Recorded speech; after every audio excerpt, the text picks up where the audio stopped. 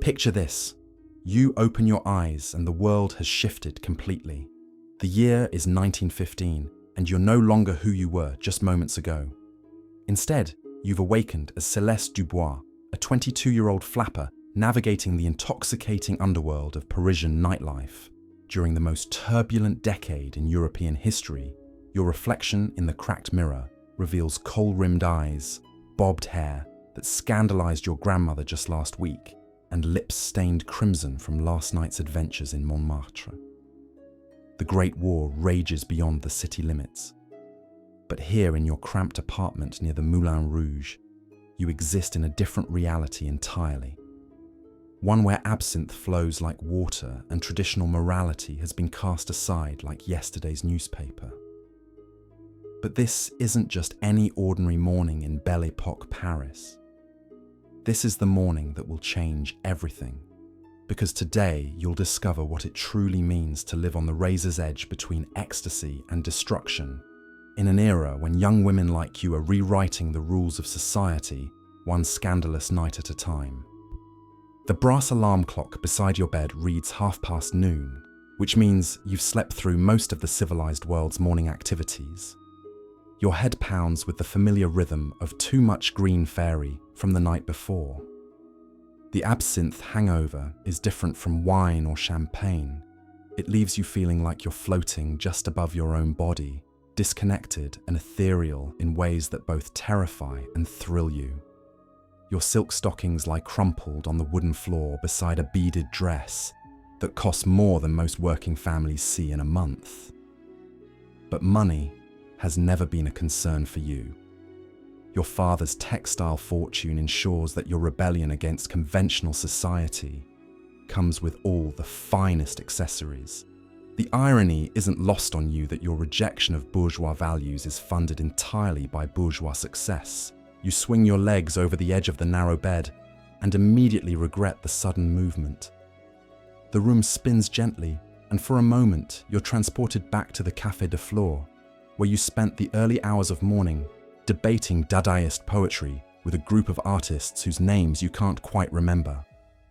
Their faces blur together in a haze of cigarette smoke and intellectual pretension.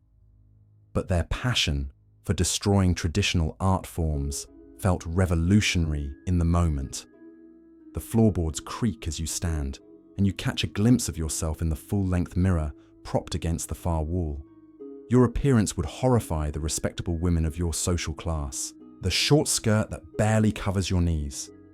The loose-fitting blouse that suggests rather than conceals your figure. And the confident posture that declares your independence to anyone brave enough to look directly at you. This is exactly what you intended when you first cut your hair and abandoned the suffocating corsets that had defined feminine respectability for generations. You wanted to shock, to challenge, to force society to confront its own hypocrisy about women's roles and capabilities.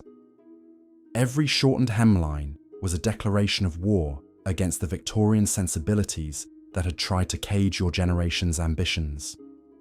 Your morning routine begins with the ritual that has become as essential as breathing. You retrieve the ornate absinthe spoon from its place of honor on your dressing table, along with the crystal glass that belonged to your grandmother.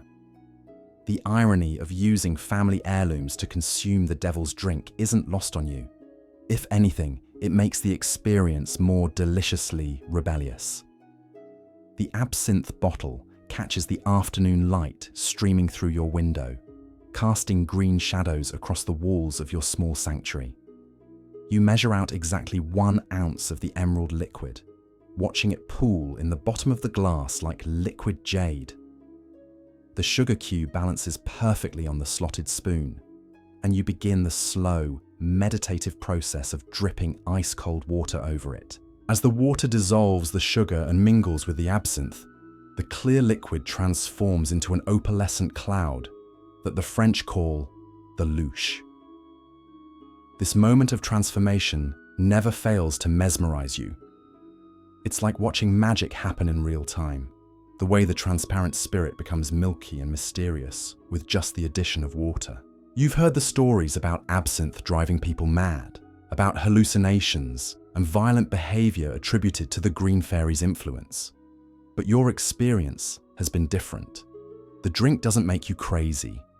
Instead, it makes you feel more yourself than ever before, more creative, more confident, more willing to speak truths that polite society prefers to keep hidden.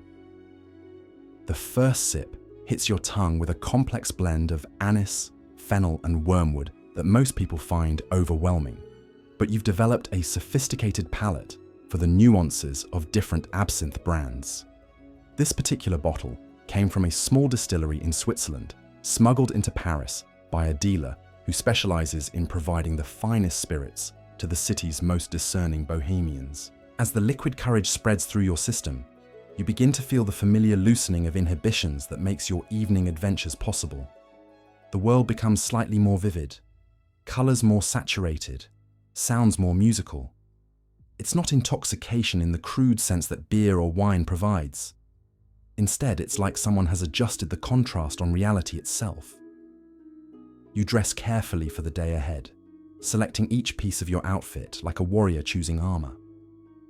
The drop-waist dress in deep purple silk makes a statement about your rejection of traditional feminine silhouettes. The T-bar shoes with their scandalously low heels allow you to dance until dawn without collapsing from exhaustion. The long strand of pearls can be worn multiple ways, depending on your mood and the company you're keeping. Your makeup application is an art form in itself. The kohl around your eyes isn't just cosmetic enhancement, it's war paint for the battle you're fighting against, a society that wants to keep women silent and subservient. The dark circles you create make your eyes appear larger and more mysterious, giving you the exotic look that drives men wild and makes other women whisper behind their fans. The rouge on your lips is applied with precision that would impress a master painter. You've studied the faces of actresses and cabaret performers, learning how to use cosmetics to create different personas for different occasions. Tonight, you might be the innocent ingénue or the dangerous temptress, depending on what the evening requires. Your reflection stares back at you from the mirror, and for a moment you hardly recognize yourself. 6 months ago, you were still playing the role of dutiful daughter, attending charity luncheons, and accepting the courtship of young men your parents deemed suitable. The transformation has been so complete that sometimes you wonder if that earlier version of yourself was just a costume you wore to please other people. The truth is more complicated than simple rebellion. You didn't abandon respectability just to shock your family or gain attention from the artistic community. You cast off those constraints because they were suffocating the person you were meant to become. Every rule you've broken, every boundary you've crossed, has brought you closer to understanding who Celeste Dubois really is. Beneath all the expectations and assumptions, your apartment reflects this journey of self-discovery. The walls are covered with paintings by artists whose work won't be appreciated by mainstream society for decades to come. Abstract compositions that capture the chaos and beauty of modern life. Portraits that reveal psychological truths rather than physical accuracy. Landscapes that represent emotional states rather than geographical locations. Books are scattered everywhere, creating small towers of intellectual exploration that threaten to topple at the slightest touch. Poetry by Guillaume Apollinaire sits beside philosophical treatises by Henri Bergson novels, by Colette Sharespace, with political pamphlets advocating for women's suffrage. Your reading habits would scandalize the ladies who used to invite you to their tea parties. The gramophone in the corner plays the latest ragtime recordings imported from America, along with experimental compositions by Eric Satie that challenge everything you thought you knew about music. The sounds provide a constant backdrop to your daily existence, reminding you that art and beauty can emerge from the most unexpected sources if you're brave enough to listen with open ears. Your collection of absinthe accessories has grown into an impressive display of Art Nouveau craftsmanship. Each spoon tells a story about the evening when you acquired it. The silver one, with the intricate floral design, came from a poet who traded it for a kiss after reciting his latest work at the Café de la Rotonde. The brass one, shaped like a dancing figure, was a gift from a Russian émigré who claimed it once belonged to a famous ballerina. These objects aren't just tools for consuming alcohol. They're talismans that connect you to a community of fellow rebels who have chosen to live outside conventional society's boundaries. Each piece represents a moment of connection with someone who understood that life is too short and too precious to waste on other people's expectations. The afternoon sun, streaming through your window, illuminates dust motes dancing in the air, like tiny spirits celebrating their freedom from gravity. You watch them swirl and drift, seeing in their random movements a metaphor for your own liberation from the predetermined path your family had mapped out for your future. The sound of horse-drawn carriages clattering over cobblestones drifts up from the street below, mixing with the distant melody of an accordion player earning coins from passers-by. This is the soundtrack of your new existence, a symphony of urban life that pulses with energy despite the war that haunts the edges of everyone's consciousness. You gather your velvet clutch purse, checking that it contains the essentials for navigating Parisian society in 1915. A few francs for café visits, a silver compact mirror for touch-ups between adventures, and a small vial of laudanum that serves as both medicine and social currency in certain circles. The tiny bottle represents another boundary you've crossed, another way you've embraced experiences that would horrify your former self.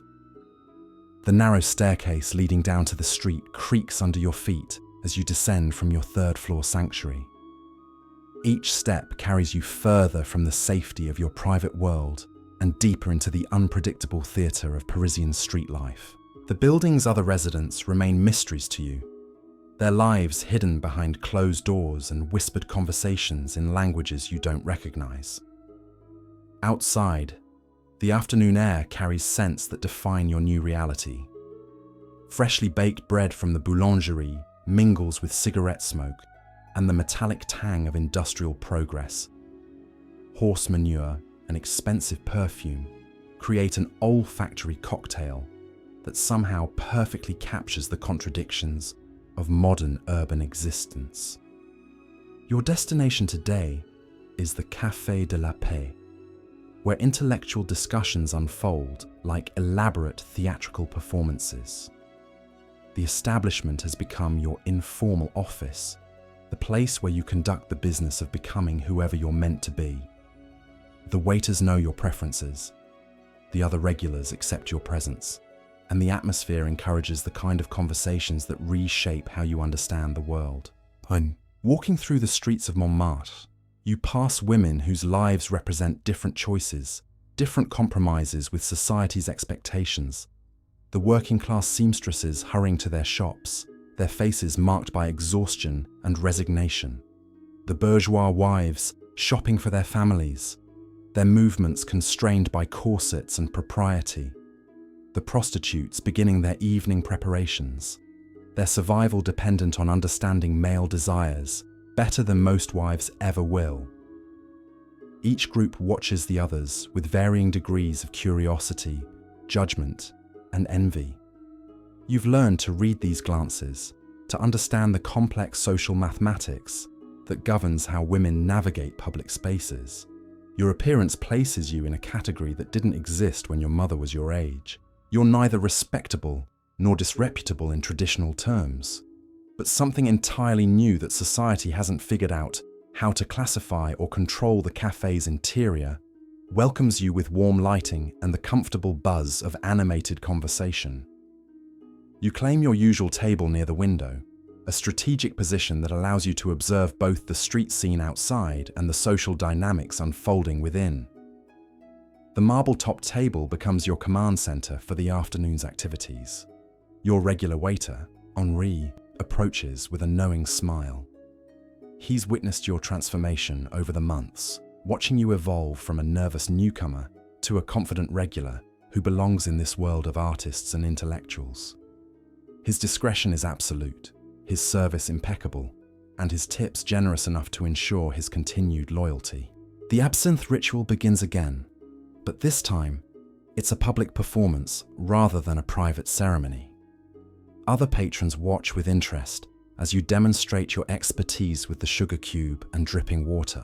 Some regard the process with admiration, others with suspicion, but everyone recognizes that you're participating in something that carries cultural significance beyond simple alcohol consumption.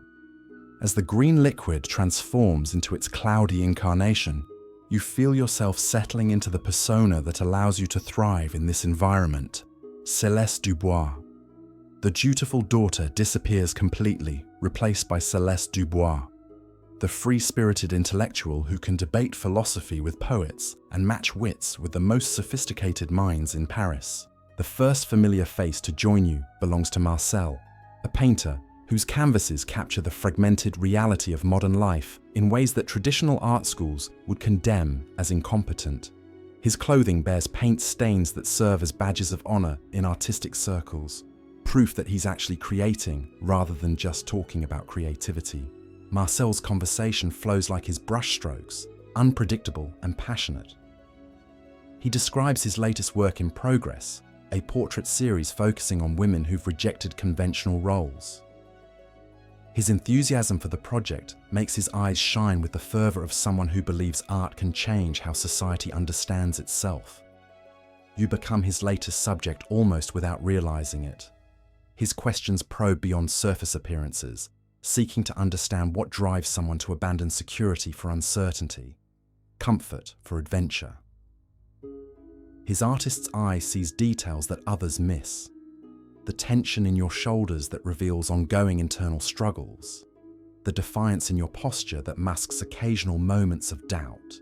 The afternoon unfolds in layers of conversation that spiral through topics ranging from the war's impact on artistic expression to the changing roles of women in modern society.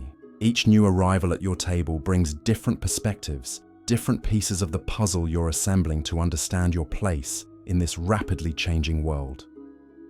Simone arrives with news from the underground literary scene, describing poetry readings held in basement venues where experimental work finds audiences willing to embrace radical new forms of expression. Her own writing explores themes of female sexuality and independence that mainstream publishers refuse to consider, making her both celebrated and notorious within artistic circles. The discussion turns to the peculiar freedom that wartime has created for women like yourselves. Traditional social structures have been disrupted by the conflict, creating spaces for behavior that would have been unthinkable just a few years earlier. Men are away fighting, leaving women to manage responsibilities previously considered beyond their capabilities.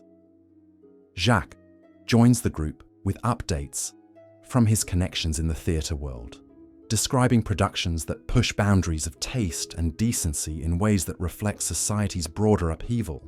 His stories of backstage drama and artistic feuds provide entertainment while illustrating the high stakes involved in challenging established cultural norms.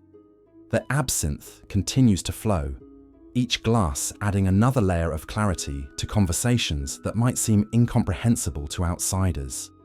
The drink doesn't impair your judgment so much as it removes the filters that usually prevent you from speaking uncomfortable truths about art, politics, and human nature.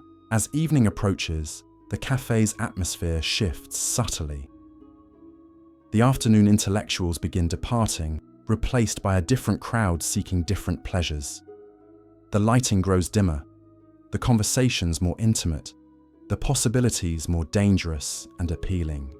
Your reflection in the cafe window shows a woman transformed not just by costume and cosmetics, but by the confidence that comes from living authentically rather than performing respectability. The person staring back at you bears little resemblance to the sheltered young woman who once worried about minor social transgressions. The green fairy has become more than just a drink or a symbol of rebellion. It's transformed into a gateway to experiences and insights that remain inaccessible to those who insist on maintaining conventional boundaries. Each sip opens new possibilities for understanding yourself and the world around you. Your companions begin making plans for the evening's adventures, discussing venues where the night's real education will unfold. Underground clubs where jazz music creates rhythms that make traditional waltzes seem quaint and outdated. Private salons where conversations continue until dawn, fueled by substances that enhance both perception and courage. The decision of where to go next carries weight beyond simple entertainment preferences. Each choice will expose you to different influences, different ideas, different versions of who you might become. The freedom to make these choices represents everything you've gained by rejecting the predetermined path your family expected you to follow. The evening beckons with promises that daylight could never fulfill. Your companions' voices weave together like smoke rising from countless cigarettes, each suggestion more intriguing than the last. The choice before you isn't simply about entertainment. It's about which version of yourself you'll become before the sun rises again. Marcel suggests beginning at Le Lapin Agile, where Picasso himself has been known to sketch portraits on napkins in exchange for drinks. The cabaret's reputation for hosting the most provocative performances in Montmartre makes it a natural gathering place for those who've abandoned conventional taste. Tonight's program promises a mixture of poetry, music, and theatrical experiments that will either enlighten or scandalize. Depending on your perspective, Simone advocates for something more intimate, a private gathering in the apartment of Madame Dubois, a wealthy widow who opens her salon to artists and intellectuals every Tuesday evening. The conversations there tend toward the philosophical, fueled by imported wines, and the kind of intellectual freedom that only emerges when social climbing becomes irrelevant. Her collection of banned books provides reading material that challenges every assumption about literature, politics, and human nature. Jacques proposes the most dangerous option, an underground establishment known only as Le Caveau, where the entertainment pushes boundaries that legitimate venues wouldn't dare approach. The performances there blend art with transgression in ways that leave audiences questioning everything they thought they understood about morality and desire. Police raids are always a possibility, adding an element of genuine danger to the evening's pleasures. Your decision crystallizes as you drain the last drops of absinthe from your glass. The familiar burn reminds you that every meaningful choice carries risks alongside its rewards. Tonight, you'll follow your instincts toward whatever promises the most authentic experience. Consequences be damned. The group disperses briefly to gather coats and make final preparations, agreeing to reconvene in 30 minutes. This interlude provides time for reflection about how dramatically your existence has transformed since embracing this nocturnal lifestyle. 6 months ago, your greatest concern was selecting appropriate gloves for afternoon tea. Now you're debating whether to attend underground performances that could result in arrest or social exile. The transformation required more than simply changing your appearance or adopting shocking habits. It demanded a complete reconstruction of your relationship with fear, shame, and social approval. Every shortened skirt was a small victory over internalized restrictions. Every public consumption of absinthe declared your independence from others' opinions about feminine propriety. Walking back toward your apartment to collect a warmer shawl, you encounter Madame Rousseau, your former neighbor from the respectable district where your family still maintains their primary residence. Her expression combines horror, fascination, and what might be envy as she takes in your appearance. The encounter lasts only moments, but it serves as a stark reminder of the bridge you've burned in pursuing authenticity over acceptance. Her whispered prayers for your soul follow you down the cobblestone street, but they carry no power to shame you back into conformity. If anything, her disapproval confirms that you've succeeded in escaping the suffocating world that would have slowly strangled your spirit with kindness and respectability. Back in your apartment, you select accessories that will serve as armor for the evening's adventures.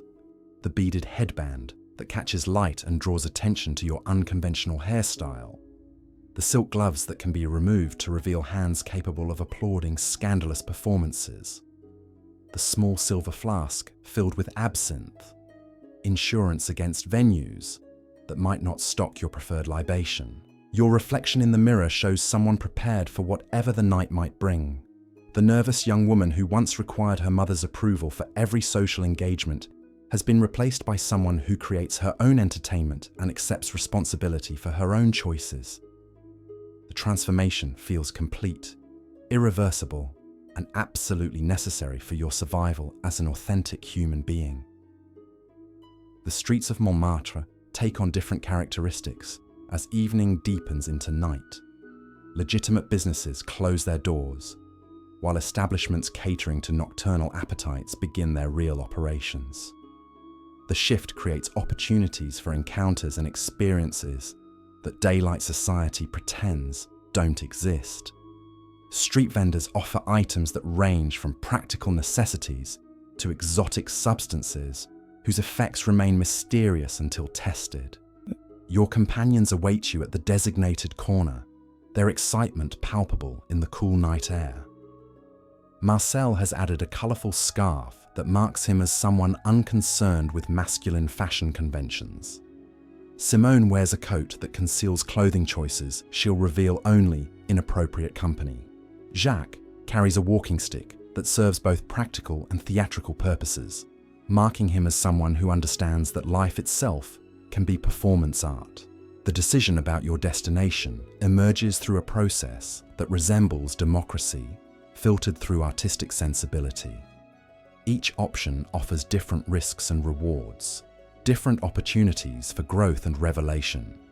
Your vote tips the balance toward the choice that promises the most complete abandonment of conventional boundaries. Le Caveau calls to you with its promise of experiences that can't be replicated in respectable venues. The establishment's reputation for hosting performances that blur the lines between art and transgression makes it irresistible to someone committed to exploring every aspect of human possibility. If the evening ends in scandal or arrest, at least it will end memorably. The journey through Montmartre's winding streets becomes a pilgrimage toward enlightenment through experience. Each step carries you further from the world of predetermined expectations and closer to encounters that will challenge everything you think you know about art, desire, and personal freedom. The absinthe in your system provides courage without dulling awareness, enhancing rather than numbing your capacity for genuine response to whatever awaits. Street musicians provide soundtrack for your procession through the district's maze of narrow alleys and hidden courtyards. Their melodies blend traditional French folk songs with exotic rhythms imported from distant colonies, creating musical fusion that reflects the cultural mixing occurring throughout the arrondissement. The sounds suggest possibilities for artistic expression that transcend national and cultural boundaries. Other groups of night wanderers pass you heading toward their own chosen destinations. Some are clearly tourists, seeking sanitized glimpses of bohemian culture. Others appear to be serious devotees of whatever underground scene has captured their imagination. The diversity of evening pilgrims confirms that conventional society's grip on individual behavior has loosened considerably since the war began. Your conversation with companions continues to evolve as you walk, touching on topics that would scandalize dinner party guests in respectable districts. The freedom to discuss sexuality, politics, and artistic experimentation without euphemism or apology represents one of the greatest benefits of rejecting mainstream social acceptance.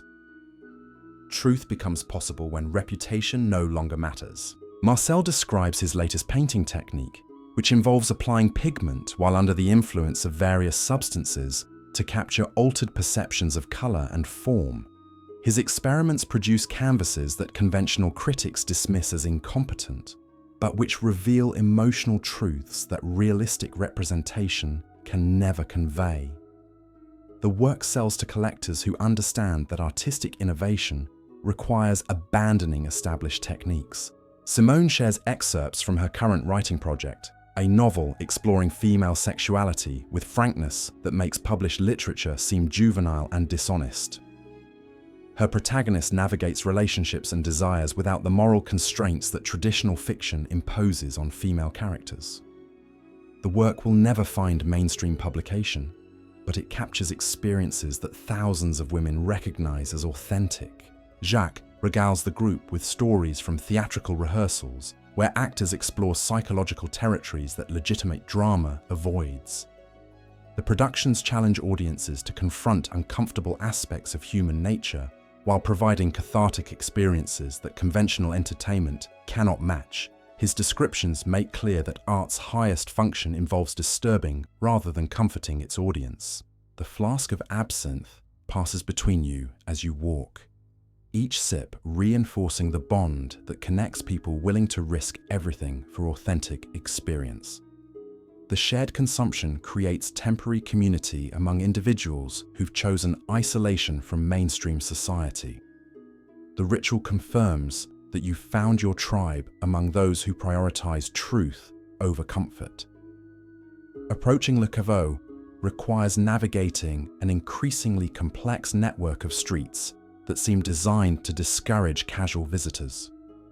The establishment's location in Montmartre's most remote quarter ensures that only determined seekers will discover its offerings. The journey itself serves as initiation, separating genuine devotees from merely curious tourists. The building housing Le Caveau appears unremarkable from the street, its facade revealing nothing about the revolutionary activities occurring within. Only the subtle chalk marks on nearby walls indicate that you've found the correct address.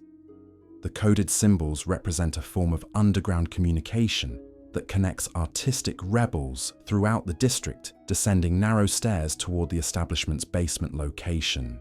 You feel anticipation building like electricity before a thunderstorm.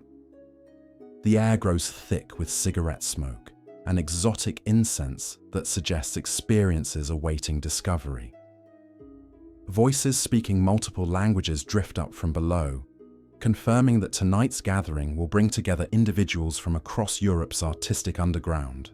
The entrance fee is paid not in coins, but in passwords that demonstrate your commitment to the evening's possibilities. Your companions provide the necessary phrases, their familiarity with the requirements confirming their status as genuine members of this alternative community. The exchange feels like crossing a threshold from ordinary existence into something approaching sacred space.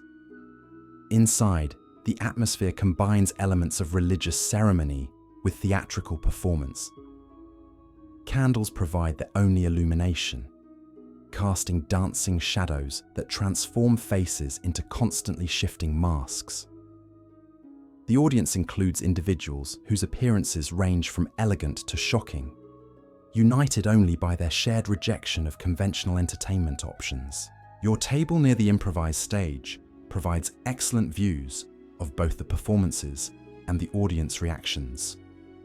The positioning allows you to observe how art affects different individuals, while participating fully in whatever experiences the evening provides.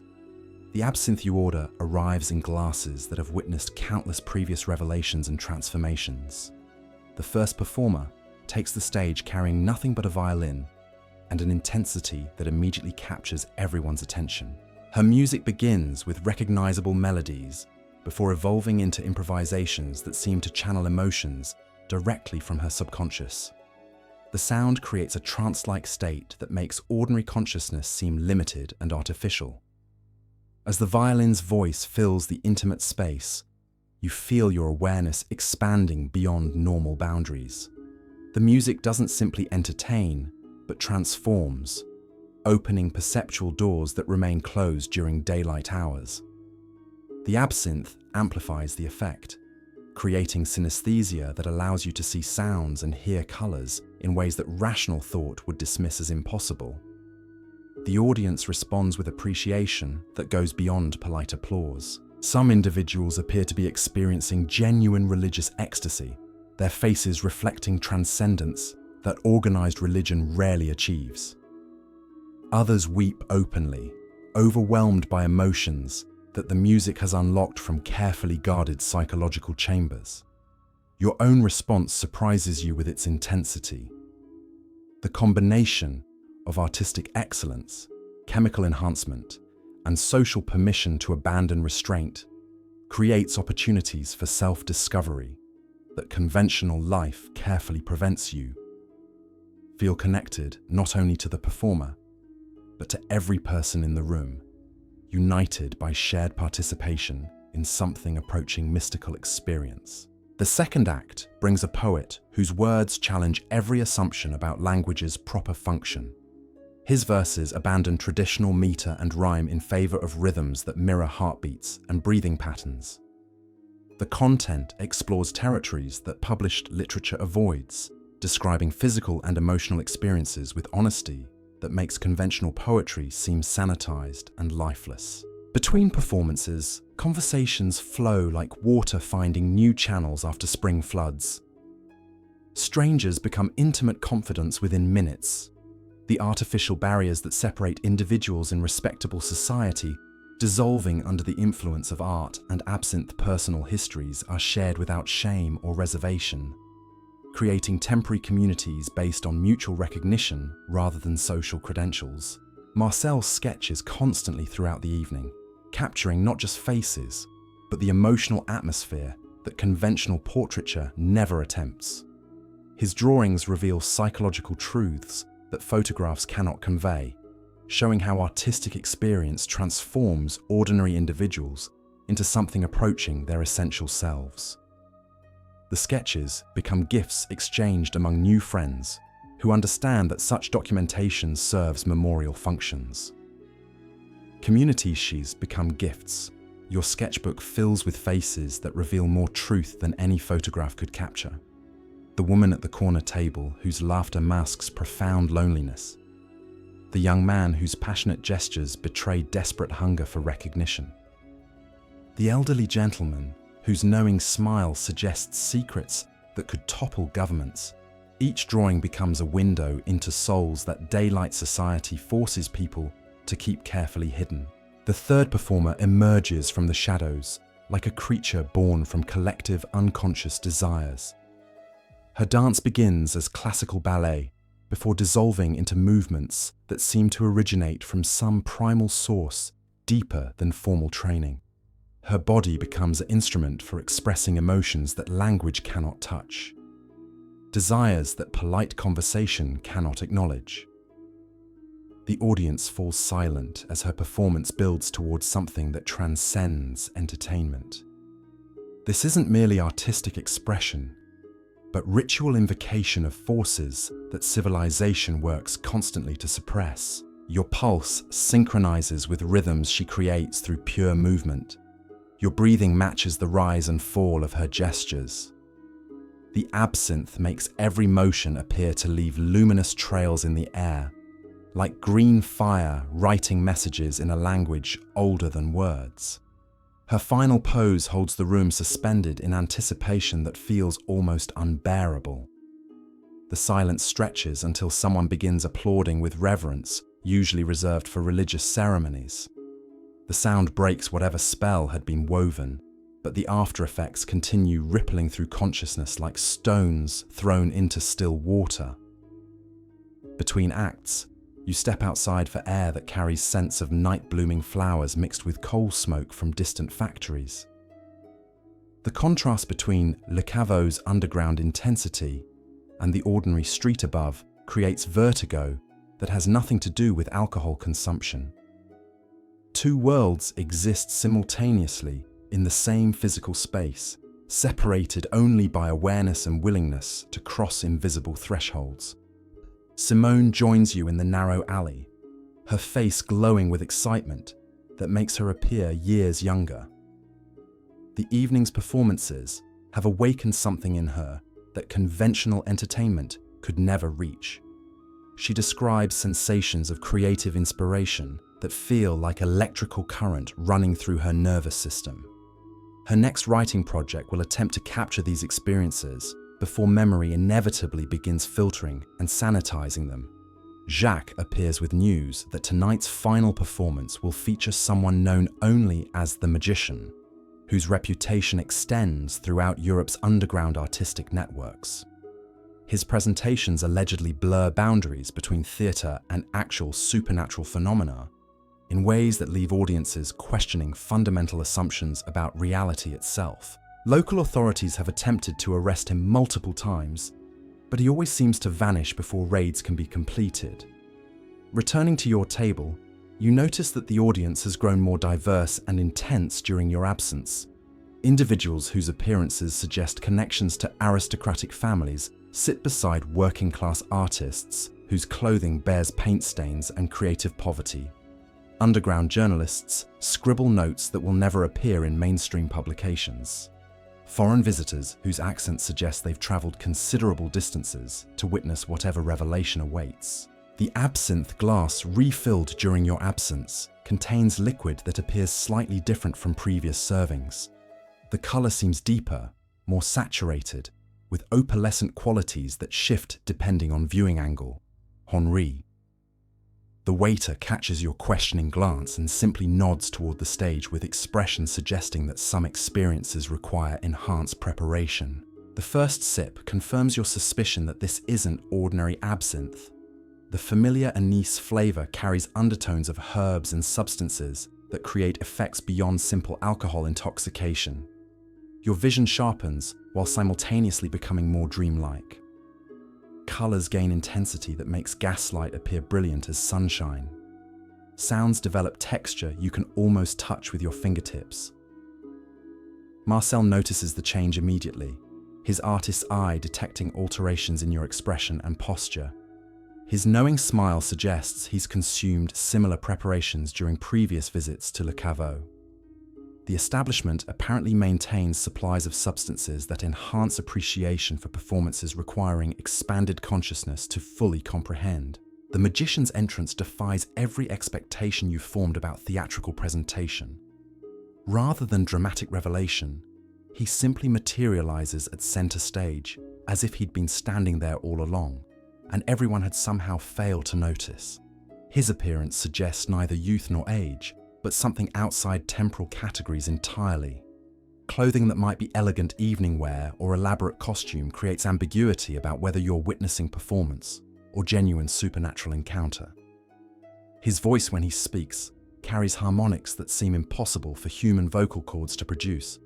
The words themselves are French, but they resonate with meanings that extend beyond literal interpretation. He discusses the nature of reality as if describing weather conditions, making statements about consciousness and perception that challenge every assumption about existence itself.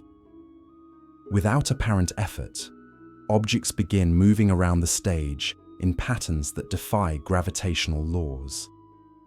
Candles float through air like luminous fish swimming through invisible water. Playing cards shuffle themselves into formations that create geometric mandalas. Wine pours upward from bottles into glasses suspended impossibly above them. The effects appear too subtle for stage magic, yet too consistent for mass hallucination. Your enhanced state makes it impossible to distinguish between external phenomena and internal experience. The boundary between observer and observed dissolves until you feel personally involved in whatever reality the magician is creating or revealing. Time becomes elastic, stretching moments into eternities while compressing entire sequences into single heartbeats. He begins involving audience members in demonstrations that blur lines between entertainment and initiation into mysteries that conventional education never acknowledges. Volunteers discover abilities they never knew they possessed. A shy seamstress accurately describes events occurring in distant locations.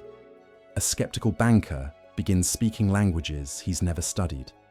A proper housewife channels poetry that would scandalize her usual social circle. When the magician's attention turns toward your table, rational thought becomes impossible. His eyes seem to perceive layers of identity that you've never consciously recognized. Under his gaze, the carefully constructed persona of Céleste Dubois begins dissolving like sugar in absinthe, revealing aspects of self that exist beyond social roles and family expectations. He invites you to join him on stage with gesture that makes refusal inconceivable. Standing becomes floating, walking becomes gliding through space that has transformed from ordinary room into cosmic theater.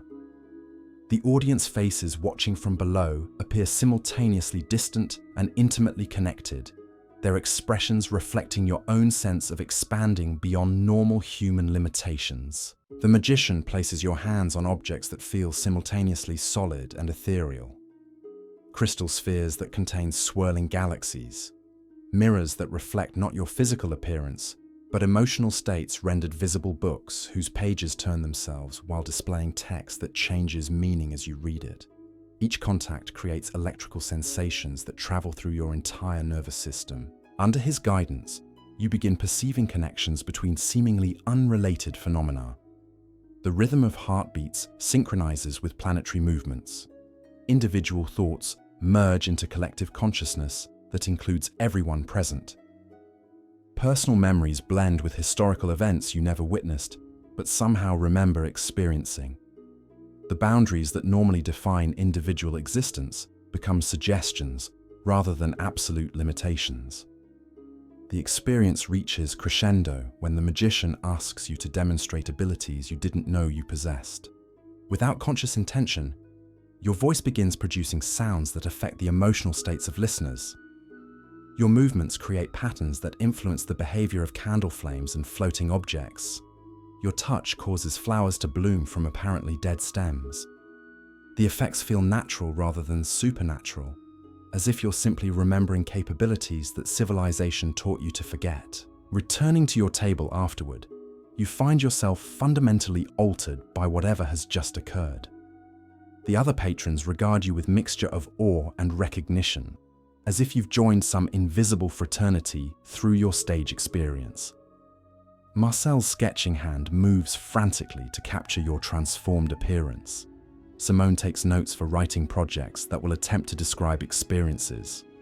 Language wasn't designed to convey. The evening's final act brings everyone together in collective ritual that transcends individual performances. The magician conducts the entire audience in activities that create temporary community based on shared expansion beyond ordinary consciousness. Voices blend into harmonies that seem to alter the acoustic properties of the space itself. Movements synchronize into dances that channel energies older than recorded history. The Absinthe's effects reach their peak during this communal ceremony, dissolving the last barriers between self and others. Individual identity becomes optional rather than fixed, allowing you to experience existence from perspectives belonging to other participants. The seamstress's exhaustion, the banker's hidden creativity, the housewife's suppressed rebellion all become temporarily accessible to your awareness. As the evening winds toward its inevitable conclusion, you realize that no amount of description could convey tonight's experiences to someone who wasn't present.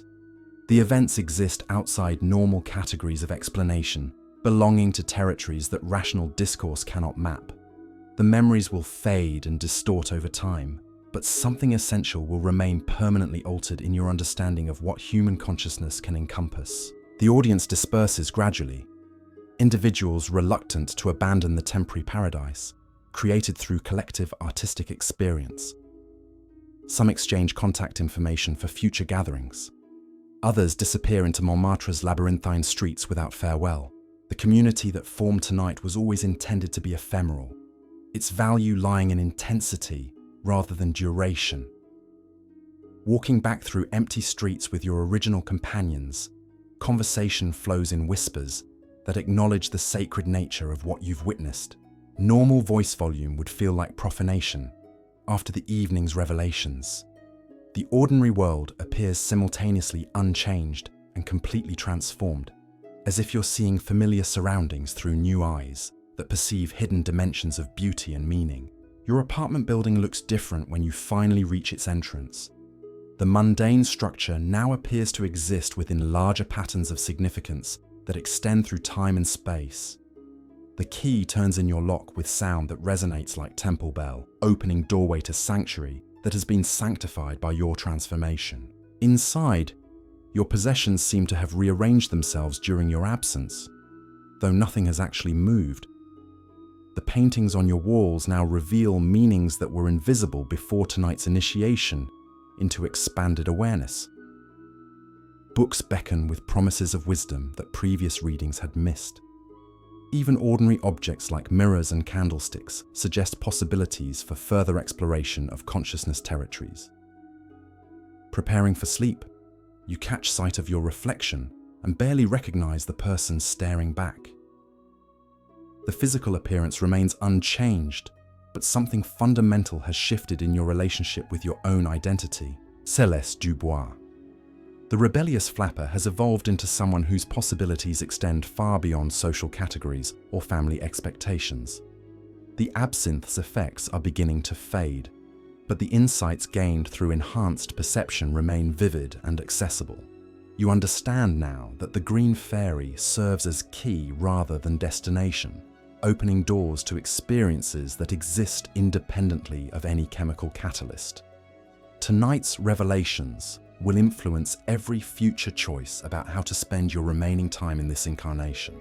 Your bed feels like launching pad for dreams that will continue the evening's explorations in realms where physical laws become suggestions and individual consciousness merges with universal awareness. Sleep becomes meditation. Rest becomes preparation for tomorrow's adventures in the ongoing project of discovering who you really are beneath all the layers of social conditioning. The last conscious thought before dreams claim you involves gratitude for the courage to abandon everything safe and predictable in pursuit of authentic experience. The teenage girl who once worried about proper glove selection has been replaced by someone willing to risk everything for moments of genuine revelation. The transformation required sacrifice of security, but the rewards have exceeded every possible expectation. Morning will bring return to ordinary consciousness and the necessity of navigating conventional reality. But tonight's experiences have provided glimpses of territories that remain perpetually accessible to those brave enough to seek them. The door has been opened, the threshold crossed, the initiation completed. Your dreams that night feature landscapes composed entirely of swirling absinthe and dancing shadows, where conversations with historical figures blend seamlessly with flights through impossible architectures built from crystallized music and solidified moonbeams. In these visions, every person you've ever known appears simultaneously as themselves and as archetypal representatives of universal human experiences. The green fairy visits your sleeping consciousness not as external entity, but as aspect of your own expanded awareness, offering guidance for navigating the complex territories that exist between waking and dreaming states. Her whispered instructions provide maps for future explorations, while warning about dangers that await unprepared travelers in realms where ordinary rules no longer apply. When dawn finally penetrates your consciousness, the transition back to mundane awareness feels like descent from mountaintop to valley floor. The memories of night's revelations remain intact, but seem to exist in different category of experience than normal recollection. They feel simultaneously real and mythical, factual and symbolic, personal and universal.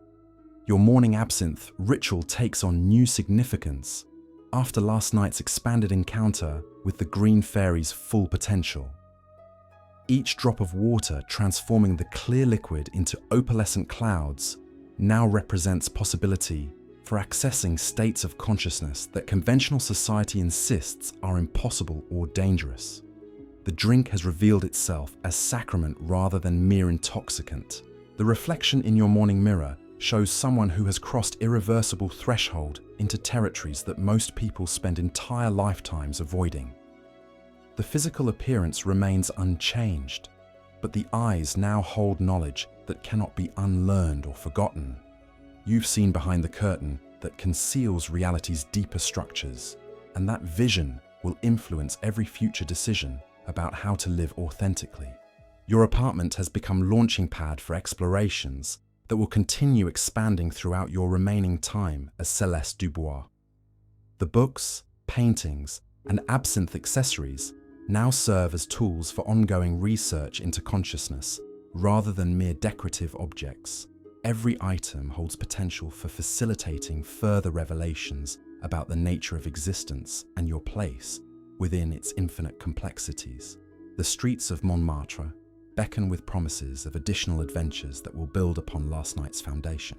Each cafe, each gallery, each underground venue represents opportunity for deeper understanding of the artistic revolution transforming European culture. Your role in this movement has evolved from observer to participant to something approaching priestess of new ways of experiencing reality. The war that rages beyond Paris continues shaping the context within which your personal transformation unfolds. The proximity of death makes every moment of authentic experience precious beyond calculation. Traditional social structures crumble under pressure of historical forces, creating spaces for experiments in living that previous generations could never have attempted. Your correspondence with family members will require careful navigation to avoid revealing the full extent of your metamorphosis. The conventional language they understand cannot accommodate descriptions of consciousness, expansion, or mystical experience without triggering concerns about your sanity or moral condition. The letters you write will necessarily represent only surface manifestations of deeper transformations. The community of fellow travelers you've discovered through your nocturnal adventures provides support network that makes continued exploration possible. These individuals understand the risks and rewards of abandoning conventional boundaries in pursuit of authentic experience.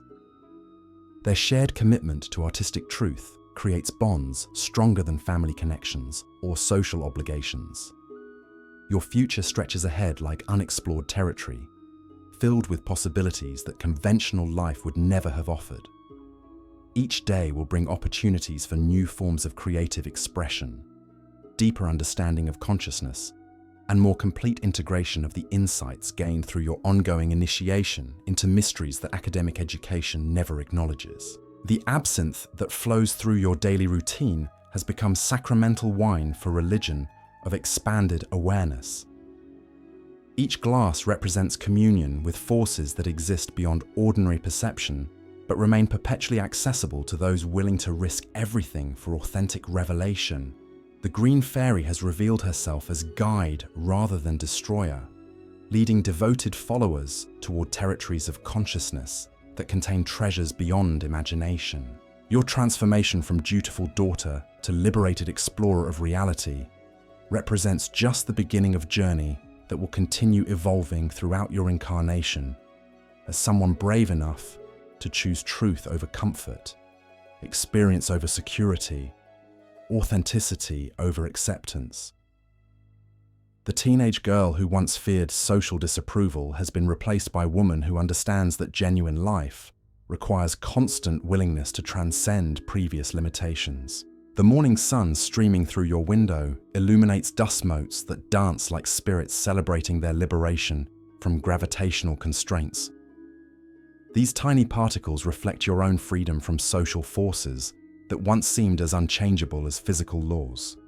Everything that appeared solid and permanent has revealed itself as temporary arrangement of energy that can be restructured through sufficient understanding and courage. Your daily preparations now serve as rituals preparing you for continued exploration of territories that exist at intersection of individual consciousness and universal awareness.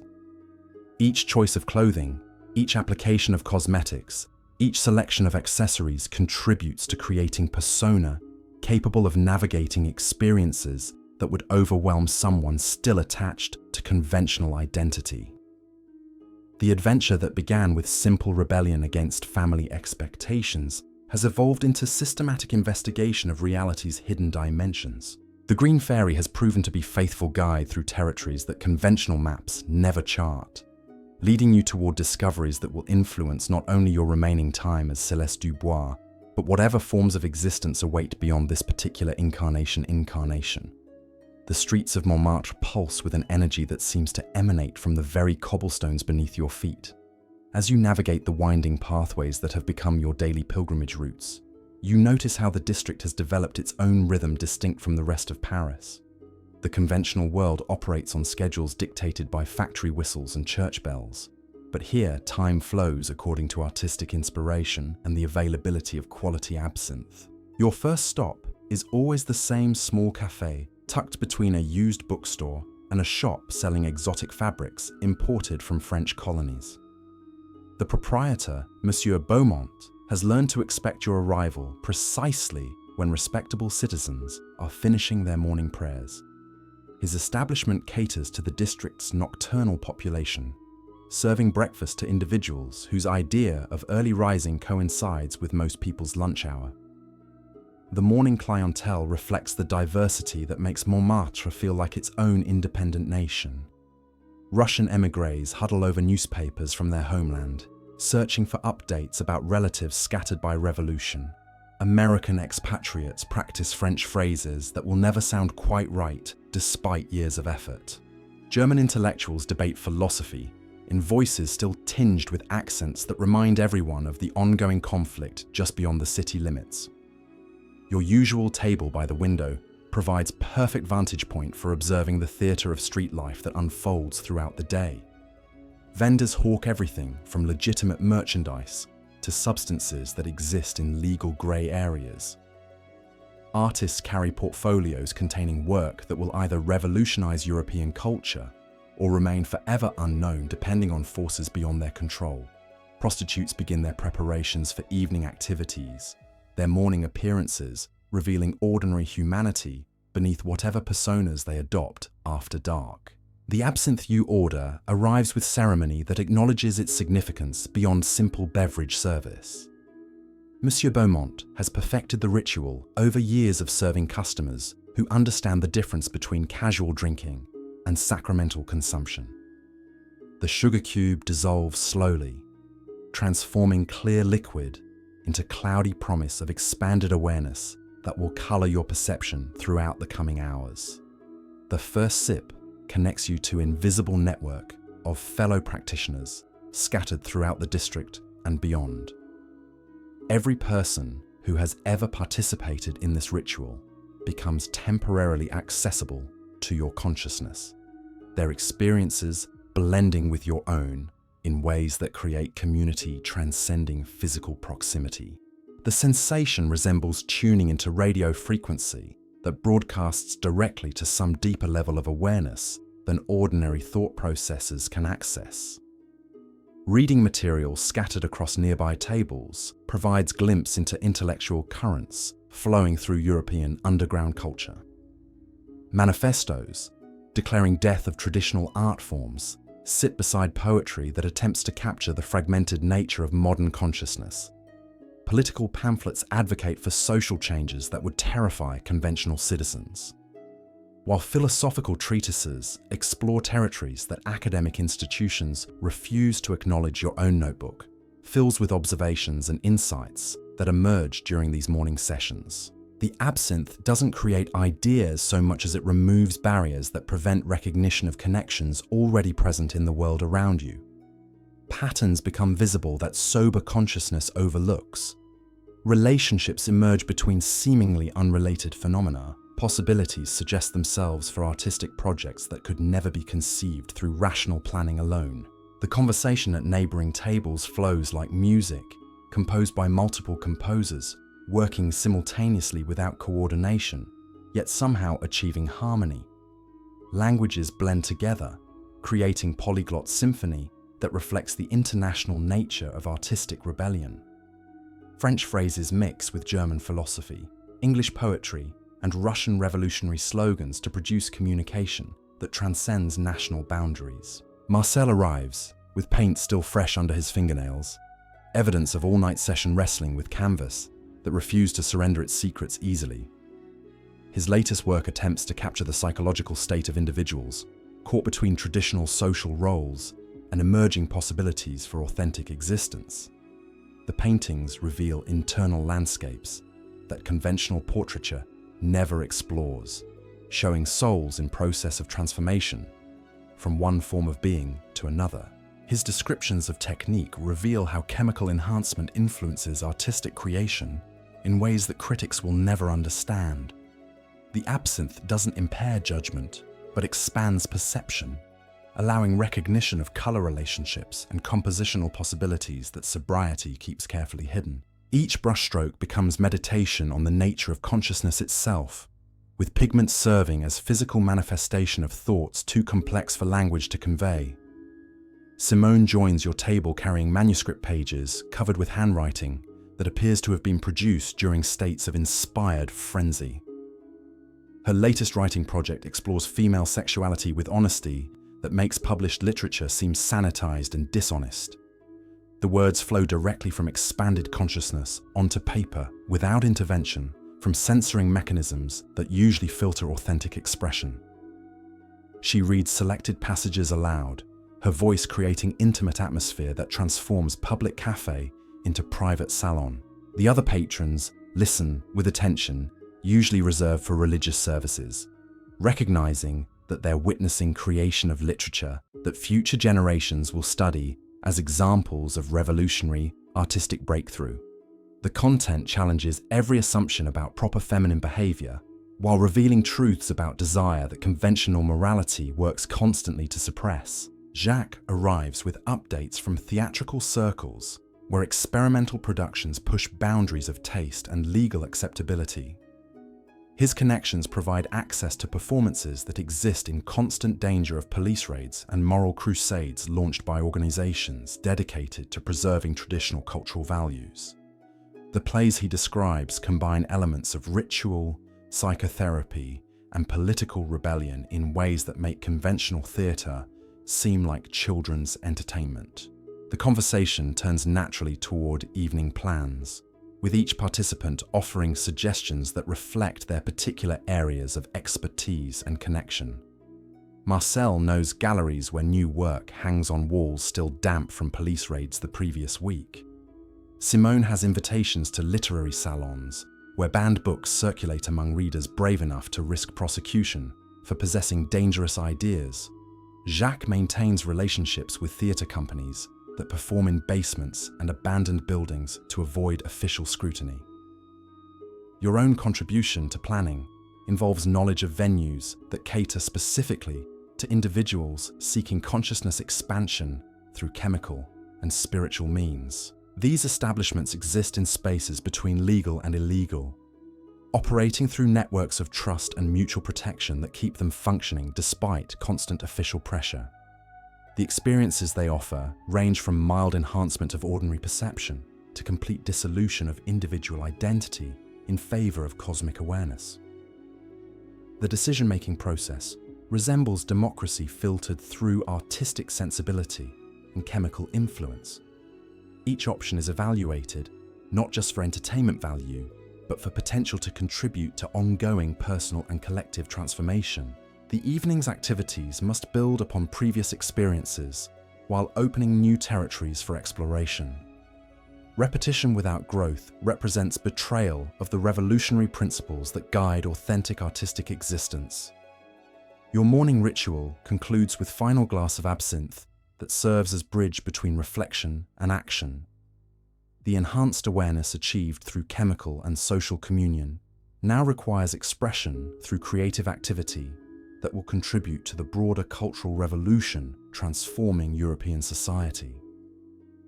The inspiration gained during café conversations must be transformed into tangible manifestations that advance the cause of authentic human expression. Leaving Monsieur Beaumont's establishment, you carry with you insights and connections that will influence every subsequent interaction throughout the day.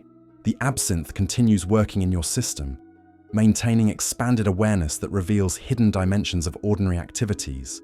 Shopping for art supplies becomes meditation on the relationship between material and spiritual reality. Conversations with shopkeepers provide opportunities to practice revolutionary principles in mundane contexts. The streets themselves become canvas for artistic expression through the choices you make about route, pace, and interaction with fellow travelers. Every step represents conscious decision about how to embody the principles of authentic existence in physical reality. The conventional world continues operating according to its established patterns, but you move through it as representative of alternative possibilities that most people never recognize as available options. Your apartment serves as headquarters for activities that extend far beyond personal comfort or social entertainment. The space has been transformed into laboratory for consciousness research, gallery for revolutionary art, and meeting place for individuals committed to cultural transformation. Every object contributes to atmosphere that supports expanded awareness while providing tools necessary for creative expression that challenges established aesthetic and moral boundaries. The afternoon unfolds in layers of activity that build systematically toward evening's more intensive experiences. Correspondence with fellow artists throughout Europe maintains communication networks that coordinate revolutionary activities across national boundaries. Reading provides access to ideas and techniques developed by pioneers of consciousness expansion in various cultural contexts. Writing captures insights that emerge from daily practice of expanded awareness, creating records that may influence future generations of cultural rebels. Your personal appearance requires constant attention to ensure that every detail communicates rejection of conventional feminine roles while maintaining aesthetic appeal that attracts rather than repels potential converts to the cause. The clothing you select serves as uniform for army dedicated to liberating human consciousness from artificial constraints. Cosmetics become war paint for battles fought in salons and cafes where ideas compete for dominance over European intellectual development. The creative work you produce during afternoon sessions reflects synthesis of influences absorbed through morning conversations and chemical enhancement. Paintings, writings, and other artistic expressions emerge that capture aspects of expanded consciousness in forms accessible to individuals still trapped within conventional awareness. These works serve as bridges between ordinary and extraordinary states of being, providing glimpses of possibilities that dedicated practice might make permanently accessible. Social visits throughout the district strengthen networks that support continued experimentation with consciousness, expansion, and artistic innovation. Each encounter provides opportunities to share insights gained through personal practice, while learning from others whose explorations have revealed different aspects of reality's hidden dimensions. The community that emerges through these interactions creates a support system that makes individual transformation possible within broader context of collective cultural revolution. The transition from afternoon reflection to evening activity requires careful preparation that acknowledges the increased intensity and risk associated with nocturnal adventures. The substances consumed, clothing selected, and companions chosen all contribute to creating conditions that maximize potential for meaningful experience while minimizing dangers that could terminate your experimental existence prematurely. Every decision reflects accumulated wisdom about navigating territories that conventional society considers forbidden or impossible. Evening preparations transform your apartment into a temple dedicated to expanding human consciousness through artistic and chemical means. Candles replace electric lighting to create atmosphere conducive to perception of subtle energies, usually invisible under harsh illumination. Incense burns to purify space of conventional associations while invoking spiritual dimensions that enhance, rather than replace, rational awareness. Music provides sonic foundation for experiences that will unfold throughout the night. The ritual consumption of specially prepared absinthe marks transition from ordinary to extraordinary consciousness, opening doorways to perceptual territories that remain inaccessible without proper chemical keys. Each sip represents commitment to abandoning safety of conventional awareness in favor of adventures that could reveal fundamental truths about existence or result in complete psychological dissolution. The risk makes the potential rewards infinitely more precious than anything obtainable through safe, socially acceptable activities. Your companions arrive bearing their own preparations for the evening's explorations. Marcel brings sketching materials designed to capture visual phenomena that ordinary sight cannot perceive. Simone carries notebooks for recording insights that emerge during states of expanded consciousness. Jacques provides theatrical props that will enhance whatever performances emerge spontaneously during the night's adventures. Together, you form an expedition team prepared for journey into territories that conventional maps never chart. The decision about specific destinations evolves through process that combines rational planning with intuitive recognition of opportunities for maximum transformation. Each venue offers different possibilities for consciousness expansion, artistic revelation, and social connection. The choice requires balancing personal desires for particular types of experience against collective needs for adventures that will benefit all participants while advancing broader goals of cultural revolution. Underground establishments throughout Montmartre cater to various aspects of the consciousness expansion movement that has emerged among European artistic communities. Some specialize in chemical enhancement through substances that reveal hidden dimensions of ordinary reality. Others focus on artistic performances that challenge fundamental assumptions about human nature and social organization. The most advanced venues combine multiple approaches to create total environments where conventional identity dissolves completely in favor of cosmic awareness. Your evening pilgrimage through district's hidden geography reveals parallel universe operating simultaneously with conventional Paris. But according to entirely different principles, street vendors offer items that enhance perception rather than merely satisfying mundane needs. Musicians perform compositions that induce altered states of consciousness rather than simple entertainment. Conversations overheard in doorways and alleyways discuss philosophical and political topics that mainstream society refuses to acknowledge as worthy of serious consideration. The establishment you finally select represents synthesis of everything that makes nocturnal Montmartre unique among world's cultural centers. The venue combines elements of café, gallery, theatre, and laboratory in space, designed to support experiments in consciousness that push beyond all previously established boundaries. The clientele includes individuals whose commitment to authentic experience has led them to abandon everything conventional society values in favor of direct encounters with reality's deeper structures. Inside, atmosphere immediately signals that ordinary rules of social interaction have been suspended in favor of protocols that support genuine communication between expanded consciousnesses. The lighting creates conditions where faces appear to reveal psychological truths rather than merely physical features. The acoustics enhance perception of subtle vocal harmonics that carry emotional information beyond literal word meanings.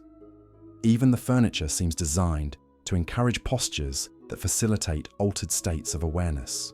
Your table near the performance area provides optimal position for observing both scheduled entertainment and spontaneous interactions that emerge when groups of consciousness explorers gather in supportive environment. The absinthe served here represents finest examples of distiller's art, prepared with additional substances that enhance rather than mask the traditional effects. Each glass contains invitation to transcend ordinary limitations in favor of experiences that could permanently alter your understanding of human potential. The first performance begins without announcement, emerging organically from atmosphere of expectation and chemical enhancement that permeates the space. A violinist whose identity remains unknown throughout the evening produces sounds that seem to originate from some cosmic source rather than wooden instrument and horsehair bow. The music creates conditions where individual consciousness begins dissolving into collective awareness that includes everyone present. Your response to the performance reveals how much your perception has been transformed through months of dedicated practice with consciousness expansion techniques. The sounds don't merely entertain, but actively restructure your understanding of time, space, and identity. Colors begin appearing in response to musical phrases, while physical sensations arise from harmonic relationships that bypass normal sensory channels. The boundary between internal and external experience becomes suggestion rather than absolute limitation. Other audience members display similar responses, their faces reflecting various stages of transcendence, from ordinary awareness into territories that rational thought cannot map or control. Some individuals appear to be receiving direct communication from cosmic sources that use music as transmission medium. Others seem engaged in telepathic conversations with performers or fellow audience members. The collective experience creates temporary community based on shared expansion beyond normal human limitations. Between musical pieces, conversations flow that continue themes established through artistic performance. Discussions range from practical techniques for consciousness expansion to theoretical frameworks for understanding the relationship between individual awareness and universal consciousness. The participants speak from direct experience rather than academic knowledge, sharing insights gained through personal experimentation with states of being that conventional psychology refuses to acknowledge as possible. Your own contributions to these conversations reflect months of systematic exploration of consciousness territories that remain unmapped by official science. The chemical enhancement provided by carefully prepared absinthe allows you to articulate insights that normally exist beyond the reach of language. Other participants recognize the authenticity of your experience, responding with information and techniques that will influence your future explorations. The evening's progression follows patterns that have emerged through collective experimentation by European consciousness research communities. Initial chemical and social preparation creates foundation for increasingly intensive experiences that build toward transcendent climax. Each phase requires different types of support and guidance, with experienced practitioners helping newcomers navigate territories that could be dangerous without proper preparation. The second performance introduces elements of theatre that blur boundaries between entertainment and ritual initiation into mysteries that conventional religion has forgotten or deliberately suppressed. The performers appear to channel archetypal forces rather than merely playing scripted roles. Their actions affect audience members in ways that suggest genuine magical practices rather than sophisticated stage illusions. Your participation in these theatrical rituals reveals capabilities you never suspected existed within ordinary human consciousness. Under the influence of enhanced awareness and group support, you begin demonstrating abilities that rational thought would dismiss as impossible. Objects respond to your mental intentions, other participants receive information you project telepathically, and your voice produces sounds that affect the emotional states of everyone within hearing range. The experience reaches crescendo when the boundary between performers and audience dissolves completely, creating collective ritual that involves everyone present in exploration of consciousness territories that individual practice could never access. The absinthe that flows throughout the evening serves as sacramental wine for ceremonies that invoke forces older than recorded history. Each participant contributes unique capabilities to group efforts that achieve results impossible for isolated individuals. As the evening progresses beyond midnight, the atmosphere becomes increasingly charged with energies that conventional science refuses to acknowledge, but which direct experience confirms as undeniably real. The combination of chemical enhancement, artistic stimulation, and group consciousness creates conditions where ordinary physical laws become suggestions rather than absolute limitations. Objects begin behaving according to principles that suggest reality is far more malleable than conventional wisdom admits. Your own awareness expands to encompass not only personal experience, but the perspectives of other participants, historical figures who practice similar techniques, and archetypal forces that exist beyond individual human consciousness. The boundaries that normally define separate identity become permeable membranes rather than solid walls. Information flows freely between different levels of awareness, creating understanding that transcends anything achievable through ordinary intellectual processes. The culminating experience involves direct encounter with the consciousness that some participants identify as the Green Fairy herself, though others recognize the presence as aspect of their own expanded awareness rather than external entity. The communication that occurs transcends language, conveying information about the nature of reality and human potential that will influence your development long after the chemical effects have subsided. The gradual return to ordinary consciousness as dawn approaches reveals the temporary nature of enhanced awareness while confirming the permanent value of insights gained through systematic exploration of consciousness territories. The experiences that seem so vivid and meaningful during peak states begin fading like dreams, but the fundamental understanding of expanded possibilities remains accessible through future practice and chemical assistance. Your companions display various responses to the transition back toward ordinary awareness. Some appear energized by the night's revelations, already planning future explorations that will build upon insights gained. Others seem overwhelmed by the intensity of expanded experience, requiring time and support to integrate what they've encountered. The diversity of responses confirms that consciousness expansion affects each individual according to their unique psychological and spiritual preparation.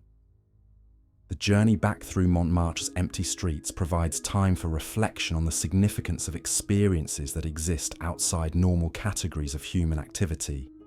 The conventional world appears unchanged by your nocturnal adventures, but your perception of its hidden dimensions has been permanently altered. Every building, every street, every ordinary object now suggests possibilities for expanded awareness that most people never recognize as available options. Your apartment welcomes you back with familiar objects that have been transformed through your transformation. The paintings on your walls now reveal meanings that were invisible before the night's initiation into deeper mysteries. Books beckon with promises of wisdom that previous readings had missed completely.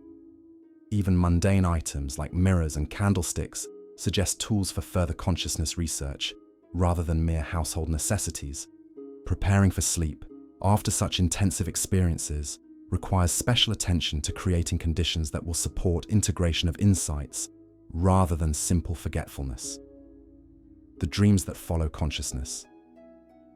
Expansion sessions often continue the exploration in realms where physical limitations don't apply. Proper preparation ensures that sleep becomes extension of the evening's research rather than retreat from expanded awareness back into ordinary unconsciousness. Your reflection in the bedroom mirror reveals someone who has crossed another threshold in the ongoing transformation from conventional social role toward authentic individual existence. The physical appearance remains essentially unchanged, but something fundamental has shifted in your relationship with identity itself. The boundaries that once seemed absolute have revealed themselves as temporary constructions that can be modified through sufficient understanding and practice. The absinthe's effects continue working subtly in your system, even as primary enhancement fades, maintaining access to perceptual territories that will remain partially available throughout the following day. This residual expansion ensures that tomorrow's activities will be informed by tonight's revelations, creating continuity between intensive exploration sessions and ordinary daily existence. The integration of expanded awareness into routine activities represents a crucial aspect of consciousness development that distinguishes genuine transformation from temporary escape. Sleep comes gradually, accompanied by visions that continue the evening's themes in symbolic rather than literal form. The green fairy appears in dreams not as external entity, but as aspect of your own consciousness that has been awakened through systematic practice with expansion techniques. Her guidance provides maps for future explorations, while warning about dangers that await unprepared travelers in territories where ordinary rules no longer apply. The morning that follows brings return to mundane responsibilities and social obligations, but the underlying foundation of your existence has been permanently altered by another night of successful consciousness exploration. The person who wakes up retains access to insights and capabilities that were developed during enhanced states, creating gradual accumulation of expanded awareness that will eventually transform every aspect of daily existence. Your morning absinthe ritual takes on deeper significance after each intensive exploration session, serving not merely as chemical enhancement, but as communion with forces that exist beyond ordinary perception, yet remain perpetually accessible to those committed to authentic existence. Each glass represents another step in systematic development of human potential that conventional society actively discourages through education, religion, and social pressure. The daily routine of cafe visits, social interactions, and artistic activities now serves as laboratory for testing insights gained during nocturnal adventures. The expanded awareness achieved through chemical and spiritual means, must be integrated into ordinary consciousness through practical application in mundane contexts. This integration process represents the real work of consciousness development, transforming temporary experiences into permanent capabilities. Your role within Montmartre's artistic community continues evolving as your consciousness expansion practice deepens and matures. Other practitioners recognize your growing expertise, seeking guidance for their own explorations while sharing techniques and insights that accelerate collective development. The informal network of consciousness researchers that has emerged among European artistic communities creates a support system that makes individual transformation possible within broader context of cultural revolution. The correspondence you maintain with fellow explorers throughout Europe reveals similar experiments occurring in other cultural centers, where individuals have begun systematic investigation of human consciousness potential. Berlin, Vienna, London, and Rome all host communities dedicated to expanding awareness through chemical, artistic, and spiritual means. The international scope of this movement suggests a fundamental shift in European consciousness that transcends national boundaries and conventional political categories. Your personal contribution to this broader cultural transformation involves not only individual development, but active participation in creating conditions that support similar growth among others ready for authentic existence.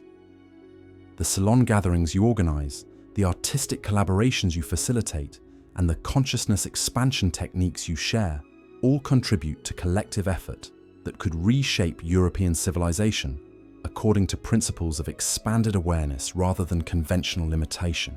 The war that continues raging beyond Paris provides constant reminder of what happens when human consciousness remains trapped within tribal and nationalistic boundaries. The artificial divisions that fuel international conflict reflect the same limited awareness that keeps individuals imprisoned within conventional social roles and personal identity. The consciousness expansion movement represents potential solution to fundamental problems that conventional politics and religion have proven incapable of addressing. Your daily existence as Celeste Dubois now serves larger purposes than personal satisfaction or social rebellion. Through systematic exploration of consciousness territories, you participate in research that could eventually transform human civilization itself. The insights gained through absinthe-enhanced awareness, the artistic expressions that emerge from expanded consciousness, and the community connections formed with fellow explorers all contribute to collective effort, whose ultimate significance may not become apparent for generations. The green fairy that guides your explorations represents not merely chemical effect or personal hallucination, but actual contact with dimensions of reality that conventional awareness keeps carefully hidden. Each encounter provides additional information about the nature of existence and human potential that accumulates into comprehensive understanding of possibilities that ordinary education never acknowledges as real. This growing wisdom influences every decision about how to spend your remaining time in physical incarnation. Your transformation from dutiful daughter to consciousness explorer represents just the beginning of a journey that will continue throughout whatever forms of existence await beyond this particular lifetime. The capabilities developed through systematic expansion practice, the understanding gained about reality's deeper structures, and the connections formed with other advanced practitioners create foundation for continued development that transcends biological death and social dissolution. The morning sun streaming through your apartment windows illuminates space that has been transformed into a temple dedicated to expanding human consciousness beyond artificial limitations imposed by conventional society. Every object contributes to atmosphere that supports ongoing research into territories of awareness that remain unmapped by official science, but which direct experience confirms as undeniably real and infinitely rewarding for those brave enough to explore them systematically.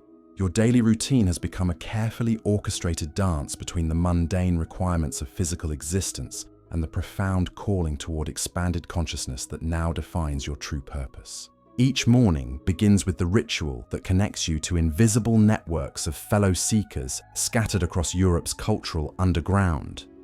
The absinthe transforms from simple beverage into sacramental key that unlocks perceptual doors most people never realize exist within ordinary human awareness. The cafe conversations that structure your afternoons serve multiple functions beyond social entertainment or intellectual stimulation.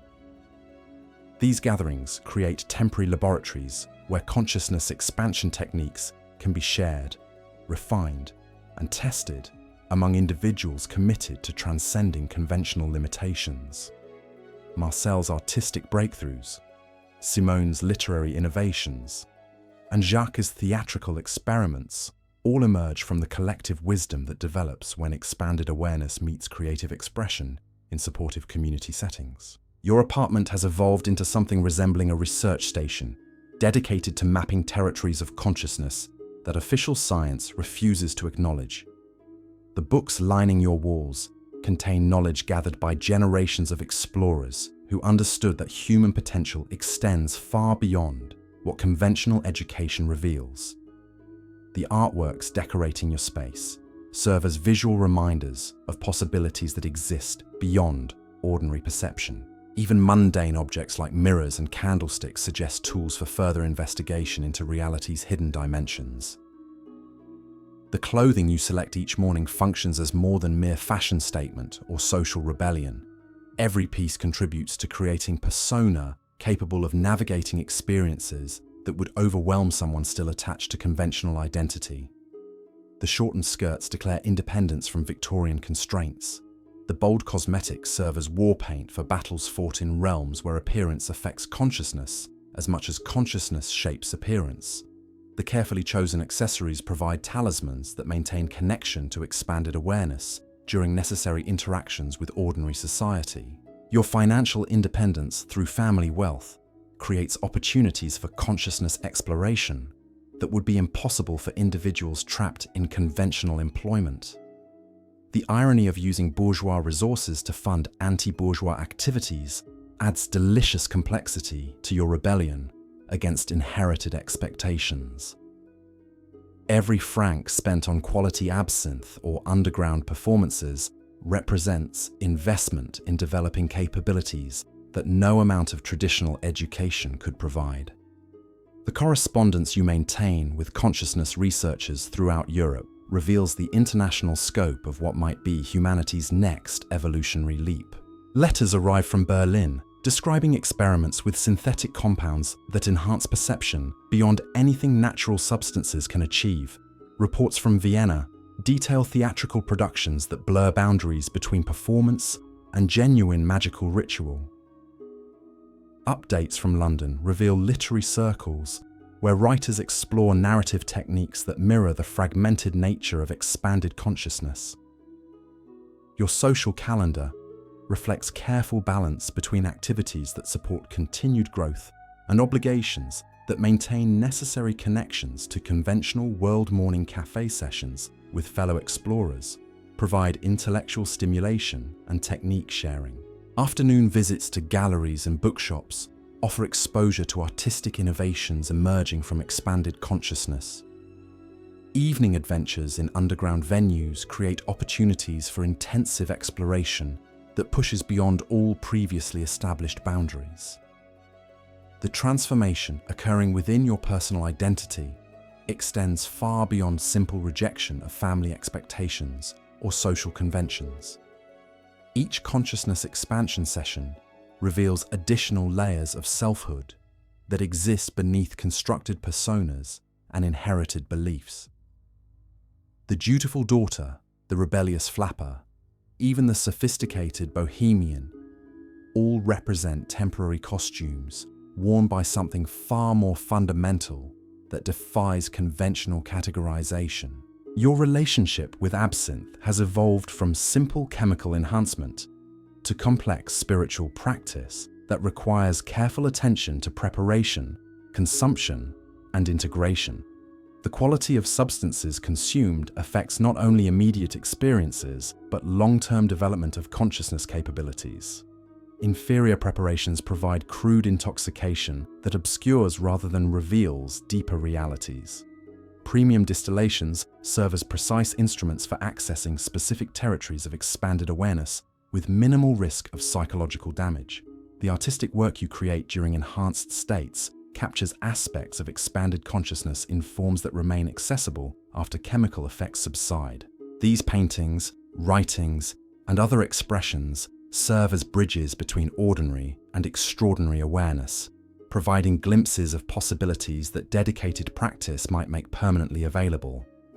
The creative process itself becomes a form of consciousness research that generates both aesthetic objects and psychological insights. Your daily navigation through Montmartre's streets requires constant awareness of multiple realities operating simultaneously within the same physical space. The conventional world continues its established patterns, while underground networks facilitate activities that would scandalize respectable society. Your ability to move between these different levels of reality represents practical skill that has been developed through months of systematic consciousness expansion practice. The friendships you maintain within artistic communities provide more than social connection or intellectual stimulation. These relationships create support networks that make individual transformation possible within broader context of collective cultural revolution. Each person contributes unique perspectives and capabilities to group efforts that achieve results impossible for isolated practitioners.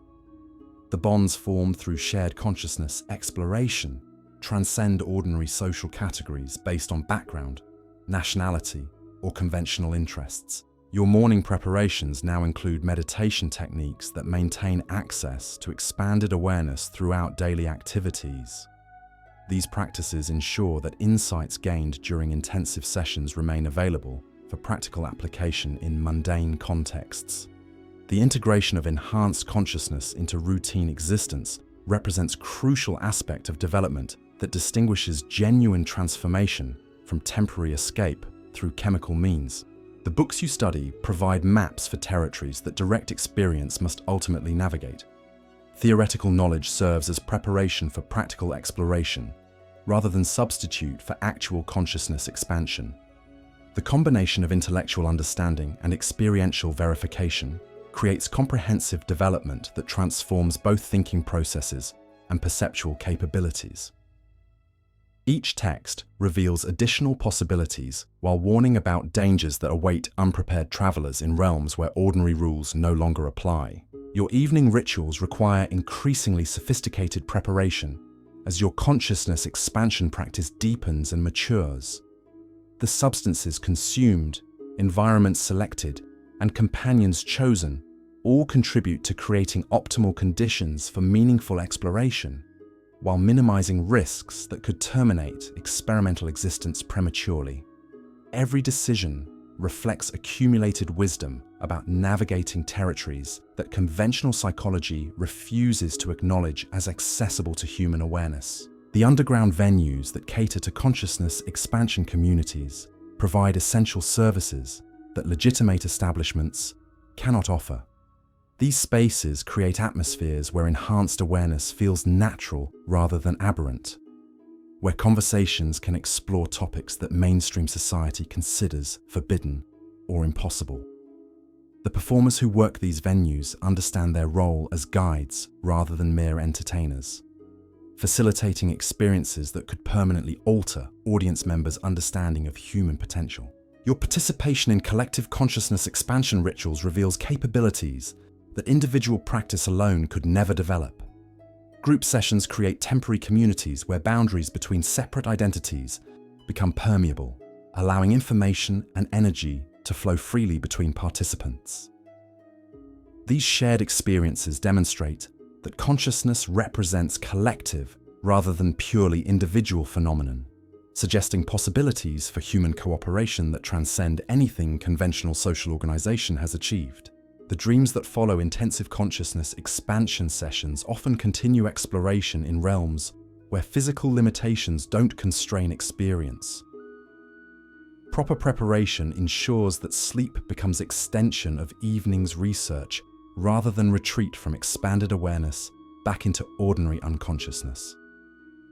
The integration of dream insights with waking experiences creates comprehensive development that affects every aspect of daily existence. Your reflection in mirrors throughout the day reveals ongoing transformation that extends beyond surface appearances to fundamental changes in relationship with identity itself. The person staring back appears simultaneously familiar and strange, recognizable yet mysteriously altered by experiences that exist outside normal categories of human activity. These visual confirmations of internal changes provide feedback about progress and consciousness development that cannot be measured through conventional means. The wartime context that surrounds all activities creates urgency that accelerates both individual development and collective cultural transformation. The proximity of death makes every moment of authentic experience precious beyond calculation. Traditional social structures crumble under pressure of historical forces, creating opportunities for experiments in consciousness that previous generations could never have attempted within stable conventional societies. Your daily consumption of absinthe follows protocols that have been refined through careful attention to effects on consciousness, expansion capabilities, the timing, quantity, and quality of substances consumed all influence access to specific territories of enhanced awareness. Morning doses provide foundation for day's activities, while evening preparations open doorways to intensive exploration that continues throughout nocturnal adventures. Each glass represents conscious choice to prioritize authentic experience over social acceptance. The artistic community that surrounds your daily existence functions as informal university dedicated to expanding human consciousness through creative expression. Painters, writers, musicians, and theatrical performers all contribute techniques and insights that advance collective understanding of possibilities that conventional education systematically conceals or denies. The cross-pollination between different artistic disciplines creates innovations that individual practitioners working in isolation could never achieve. Your correspondence with family members requires careful management to avoid revealing the full extent of transformation that consciousness expansion practice has produced. The conventional language they understand cannot accommodate descriptions of enhanced awareness or mystical experience without triggering concerns about sanity or moral condition. Letters home represent surface communications that maintain necessary connections while protecting deeper activities from interference or suppression. The financial resources available through family wealth create opportunities for supporting other consciousness researchers whose explorations might otherwise be limited by economic constraints. Your contributions to collective efforts extend beyond personal participation to include patronage of artists, writers, and performers whose work advances understanding of expanded awareness. This support creates networks of mutual assistance that strengthen entire communities dedicated to authentic existence. Your daily schedule balances intensive consciousness, exploration, with necessary attention to physical health and social obligations. The chemicals consumed for enhancement purposes require careful monitoring to prevent accumulation of toxic effects that could impair rather than expand awareness.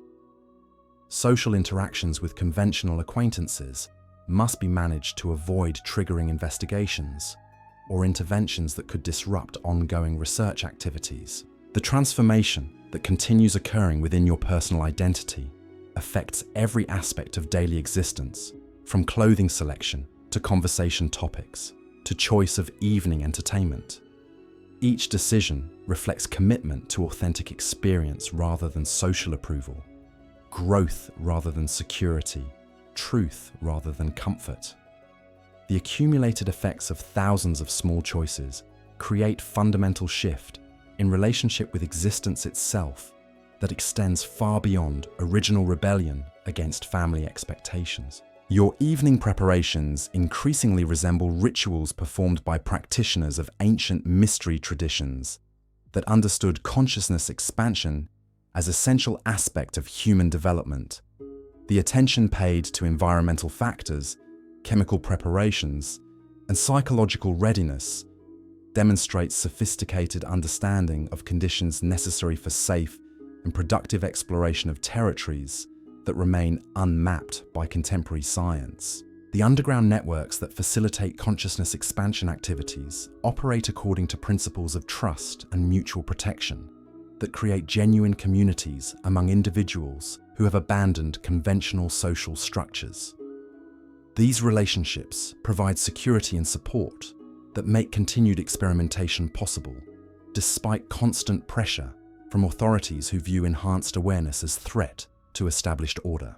Your daily life as Céleste Dubois now serves purposes that extend far beyond personal satisfaction or artistic achievement. Through systematic exploration of consciousness territories, you participate in research that could eventually transform human civilization according to principles of expanded awareness rather than conventional limitation. The insights gained through absinthe-enhanced perception, the artistic expressions that emerge from transcendent experiences, and the community connections formed with fellow explorers all contribute to collective effort, whose ultimate significance may not become apparent for generations. The morning sun that streams through your apartment windows each day illuminates space that has been consecrated through months of consciousness, expansion practice. Every object contributes to atmosphere that supports ongoing research into dimensions of awareness that official science refuses to acknowledge, but which direct experience confirms as undeniably real. The light itself seems different now, carrying information about reality's deeper structures that ordinary perception filters out to maintain illusion of solid, separate existence. Your daily pilgrimage through Montmartre's streets connects you to invisible networks of energy and information that flow through the district's unique geography.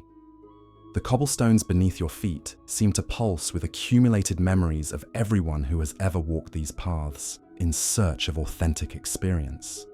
The buildings appear to contain stories that extend beyond their official histories, to include activities that conventional records deliberately omit or misrepresent. The cafe conversations that punctuate each afternoon create temporary universities where advanced consciousness research can be conducted through dialogue between individuals who have transcended ordinary limitations through dedicated practice.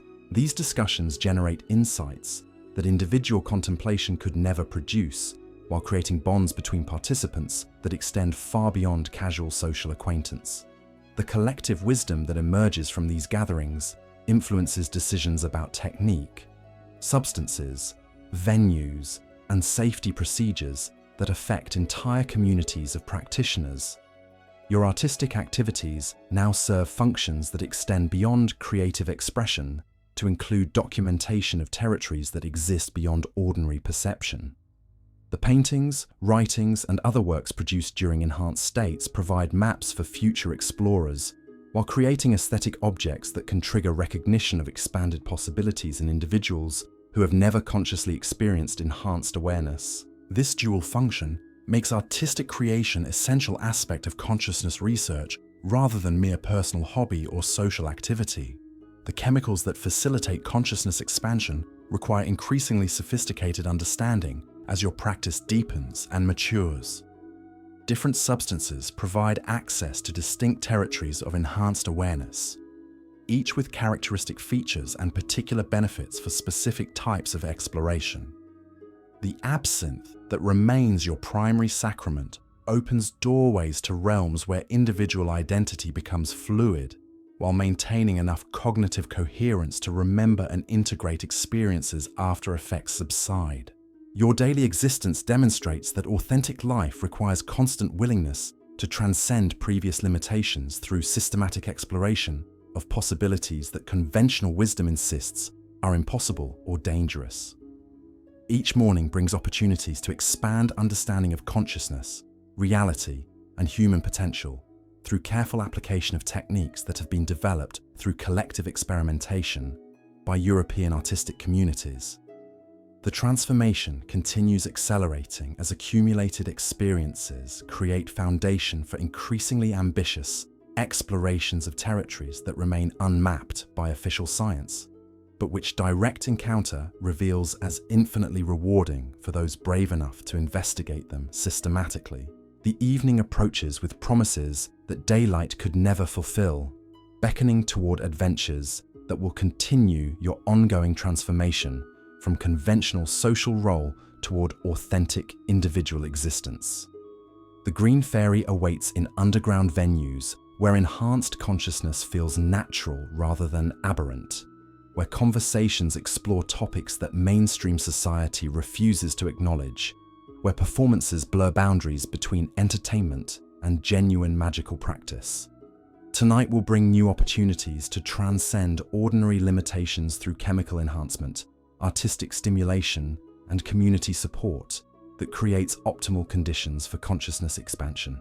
Your reflection in the window glass shows someone who has successfully navigated the dangerous passage from dutiful daughter to consciousness explorer while maintaining enough connection to conventional reality to avoid complete social isolation or psychological breakdown. The balance requires constant attention and adjustment, but the rewards justify every risk taken in pursuit of experiences that reveal human potential, extends far beyond anything ordinary education acknowledges as possible. The absinthe that flows through underground Montmartre creates rivers of expanded awareness that connect individual practitioners to collective consciousness research being conducted throughout Europe's artistic communities. Each glass consumed represents another step in systematic development of capabilities that could eventually transform human civilization according to principles of authentic existence rather than conventional limitation. The Green Fairy guides this transformation through territories that remain invisible to ordinary perception, but which dedicated practice reveals as more real and significant than anything the conventional world has to offer. The adventure continues with each passing day as your consciousness expands beyond previous boundaries, while maintaining enough coherence to navigate practical requirements of physical existence. The woman who began this journey as sheltered bourgeois daughter has become pioneer in territories of awareness that few humans have ever explored systematically. The transformation represents just beginning of development that will continue throughout whatever forms of existence await beyond this particular incarnation. Guided always by wisdom, gained through careful attention to possibilities that reveal themselves when ordinary limitations are transcended through sufficient courage and proper technique. Your daily routine now serves larger purposes than personal satisfaction or artistic achievement, contributing to collective effort that could reshape European consciousness according to principles of expanded awareness rather than conventional restriction. Through systematic exploration of territories that official science refuses to acknowledge, through artistic expression that captures aspects of transcendent experience in forms accessible to others, through community building that supports similar development among fellow practitioners, you participate in cultural revolution whose ultimate significance extends far beyond immediate historical context. The Green Fairy that presides over these explorations represents contact with dimensions of reality that exist beyond ordinary perception, yet remain perpetually accessible to those committed to authentic existence. Each encounter provides additional information about the nature of consciousness and human potential that accumulates into comprehensive understanding of possibilities that conventional wisdom systematically conceals or denies. This growing knowledge influences every decision about how to spend remaining time in physical incarnation, ensuring that each moment contributes to development that will continue beyond biological death and social dissolution. The morning light that illuminates your transformed existence suggests infinite possibilities, waiting to be discovered through continued practice with consciousness expansion techniques. The conventional world appears simultaneously unchanged and completely different, as if ordinary objects and familiar locations have revealed hidden dimensions that were always present, but remained invisible until proper preparation made perception possible. Everything suggests that reality contains far more than surface appearances indicate, promising endless adventures for those brave enough to investigate systematically what lies beneath conventional assumptions about existence itself. Your evening toilette becomes an elaborate ritual of transformation as you prepare for another night that will push consciousness beyond its familiar boundaries.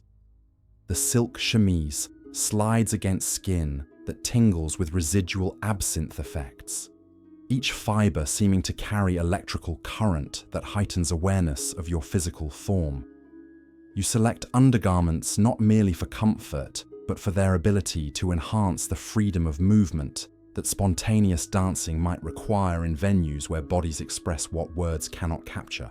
The mirror reflects someone who has learned to use appearance as instrument for accessing hidden realms of experience. Tonight's rouge is applied with precision that would impress theatrical makeup artists, creating mask that simultaneously conceals and reveals aspects of identity that conventional society must never glimpse.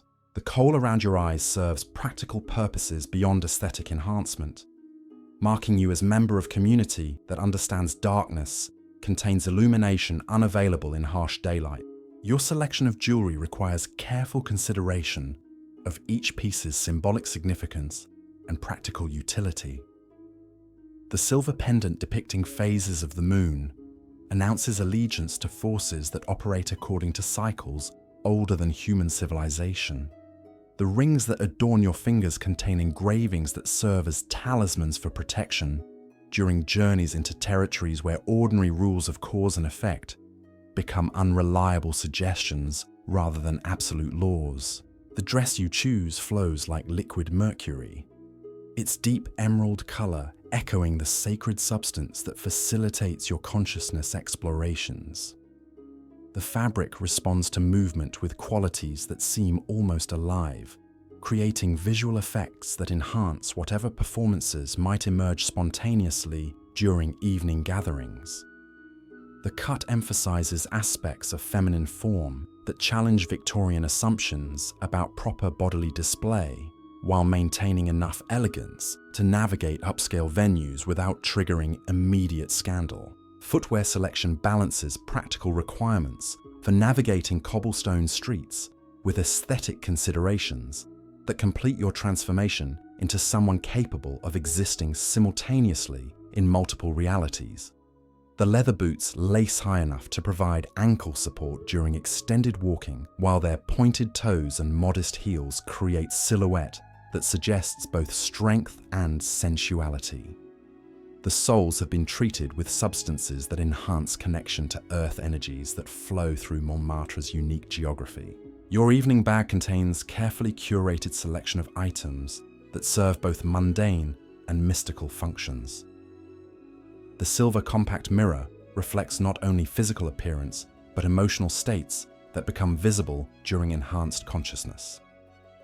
The small vial of laudanum provides insurance against venues that might not stock quality enhancement substances.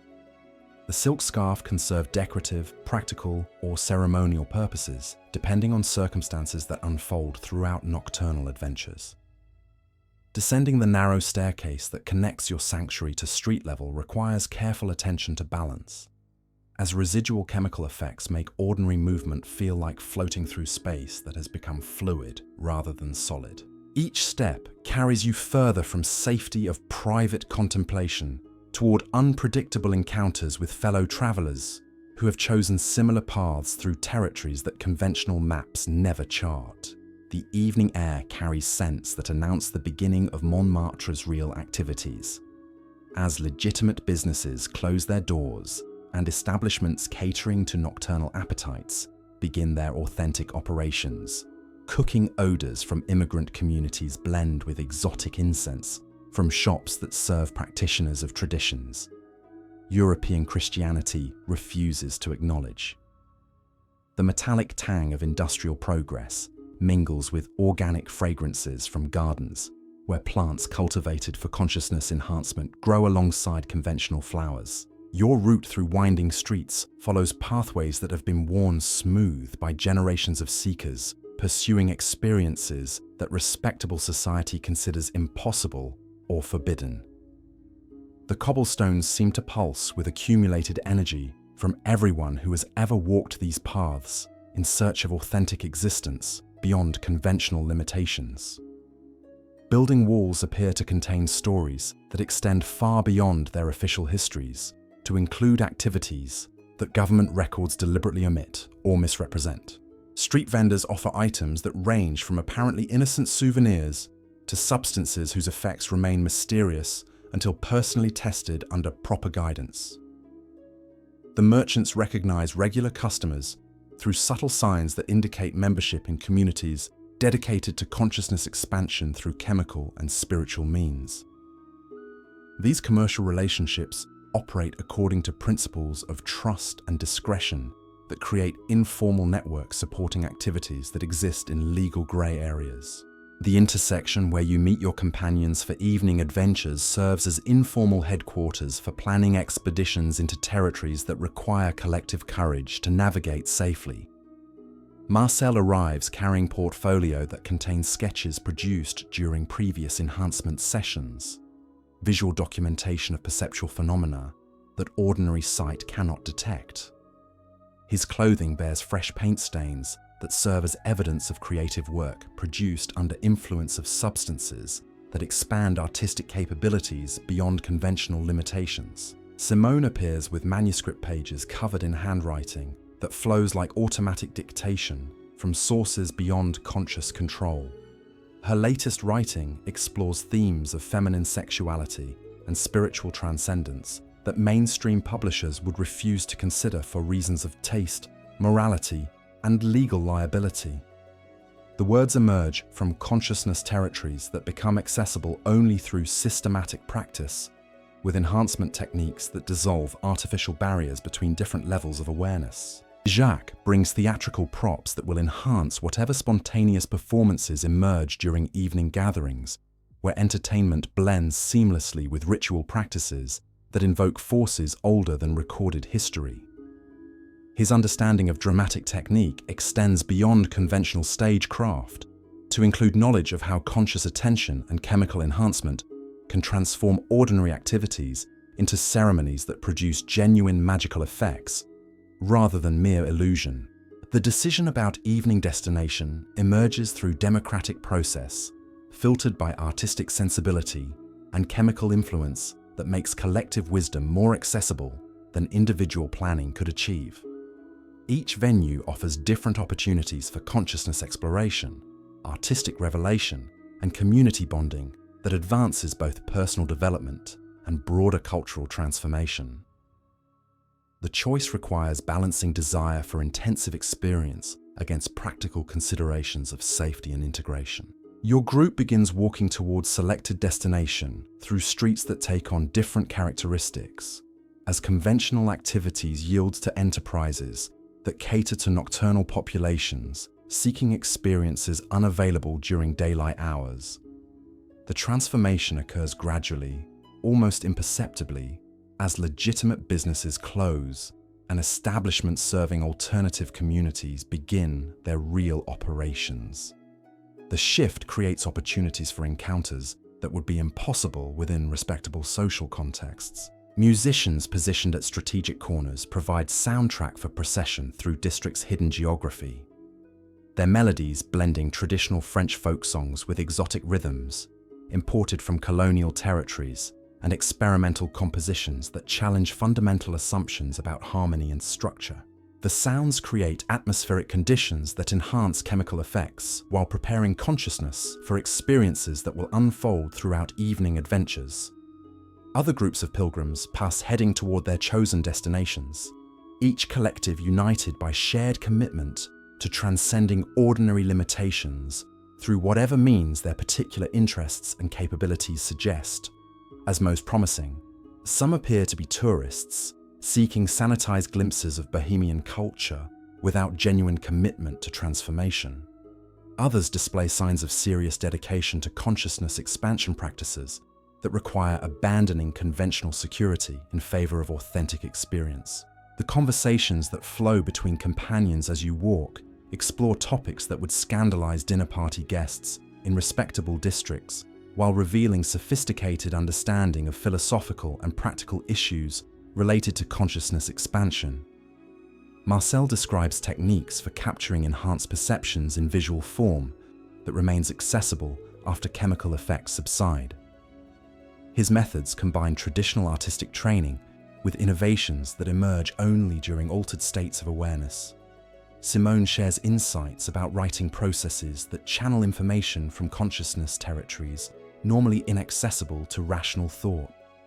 Her approach involves systematic dissolution of ego boundaries that usually filter authentic expression through socially acceptable forms. The resulting literature captures psychological truths that conventional fiction carefully avoids, while providing maps for others seeking similar transcendent experiences. Jacques discusses theatrical innovations that transform audiences from passive observers into active participants in rituals that blur boundaries between entertainment and genuine spiritual practice. His productions create temporary communities where enhanced consciousness feels natural rather than aberrant, where collective exploration of human potential produces results that individual effort could never achieve. Your own contributions to these discussions reflect months of systematic experimentation with substances, techniques, and environments that support consciousness expansion, while maintaining enough coherence to remember and integrate experiences after enhancement effects subside. The accumulated wisdom influences every aspect of daily existence, from morning preparation rituals to selection of evening destinations to choice of companions for particular types of exploration. The underground establishment that serves as tonight's destination occupies basement space beneath building whose legitimate upper floors house conventional businesses that provide perfect cover for activities that authorities would suppress if conducted in obvious locations. The entrance requires knowledge of passwords and recognition signals that separate genuine practitioners from curious tourists or potential police informants who might compromise community security. Descending narrow stairs toward venue's hidden location, you feel anticipation building like electrical charge accumulating before thunderstorm. The air grows thick with cigarette smoke and exotic incense that announces proximity to experiences that will challenge every assumption about consciousness, reality, and human potential. Voices speaking multiple languages drift upward from gathering spaces where European artistic underground meets to share techniques and insights that advance collective understanding of expanded awareness. The admission process involves more than simple payment of entrance fees, requiring demonstration of commitment to evening possibilities through participation in brief rituals that prepare consciousness for experiences that could prove overwhelming to unprepared individuals. These ceremonies serve practical functions of ensuring audience readiness while creating temporary community bonds that enhance collective exploration of territories that individual practice could never access. Inside the venue, atmosphere immediately signals that conventional social protocols have been suspended in favor of interactions that support genuine communication between expanded consciousnesses. The lighting creates conditions where faces appear to reveal psychological depths rather than surface appearances. The acoustics enhance perception of vocal harmonics that carry emotional information beyond literal word meanings. Even furniture seems designed to encourage postures that facilitate altered states of awareness. Your table provides optimal positioning for observing both scheduled performances and spontaneous interactions that emerge when communities of consciousness explorers gather in supportive environments. The absinthe served here represents finest examples of distiller's art, prepared with additional botanicals that enhance rather than mask traditional effects. Each glass contains invitation to transcend ordinary limitations in favor of experiences that could permanently alter understanding of human capabilities. The first performer takes stage, carrying violin that appears to be ordinary wooden instrument, but produces sounds that seem to originate from cosmic sources rather than vibrating strings and resonating chamber. The music creates conditions where individual consciousness begins dissolving into collective awareness that includes everyone present, while maintaining enough cognitive coherence to participate consciously in whatever revelations unfold throughout evening. Your response to opening performance reveals how profoundly consciousness expansion practice has transformed perceptual capabilities over months of dedicated experimentation. The sounds don't merely entertain, but actively restructure understanding of time, space, and identity through mechanisms that bypass ordinary sensory channels. Colors begin appearing in response to musical phrases, while physical sensations arise from harmonic relationships that create synesthetic experiences impossible under normal conditions. Other audience members display similar responses, as enhanced awareness allows recognition of artistic dimensions that conventional perception keeps carefully hidden. Some individuals appear to be receiving direct telepathic communication from a performer who uses music as transmission medium for information that exists beyond linguistic categories. Others engage in silent conversations with fellow audience members through channels that operate according to principles unknown to ordinary psychology. The collective experience creates temporary community based on shared expansion beyond normal human limitations rather than conventional social categories determined by background, wealth, or cultural affiliation. The bonds that form during these sessions transcend ordinary friendship to approach spiritual kinship between souls who have chosen similar paths through territories that few humans ever explore systematically. These connections influence future activities and provide support networks that make continued experimentation possible despite constant pressure from authorities who view enhanced consciousness as threat to established order. Between musical pieces, conversations flow that continue themes established through artistic performance, while exploring practical applications of insights gained through systematic consciousness expansion. Participants share techniques for maintaining access to enhanced awareness during daily activities, methods for integrating transcendent experiences into mundane existence, and strategies for protecting expansion practices from interference by individuals who lack understanding or sympathy for authentic spiritual development. Your contributions to these discussions demonstrate expertise that has been developed through months of careful experimentation with substances, environments, and companions that create optimal conditions for meaningful exploration while minimizing risks that could terminate experimental existence prematurely. Other practitioners recognize authenticity of your experience and respond with information that will influence future adventures in territories that remain unmapped by conventional science. The evening's second performance introduces elements of theatre that blur boundaries between entertainment and ritual initiation into mysteries that organized religion has forgotten or deliberately abandoned. The performers appear to channel archetypal forces rather than merely playing scripted roles, their actions affecting audience consciousness in ways that suggest genuine magical practices rather than sophisticated stage illusions designed to create temporary suspension of disbelief. Your participation in theatrical rituals reveals capabilities that months of consciousness expansion have awakened within awareness that conventional education systematically suppresses or denies objects begin responding to mental intentions without physical contact.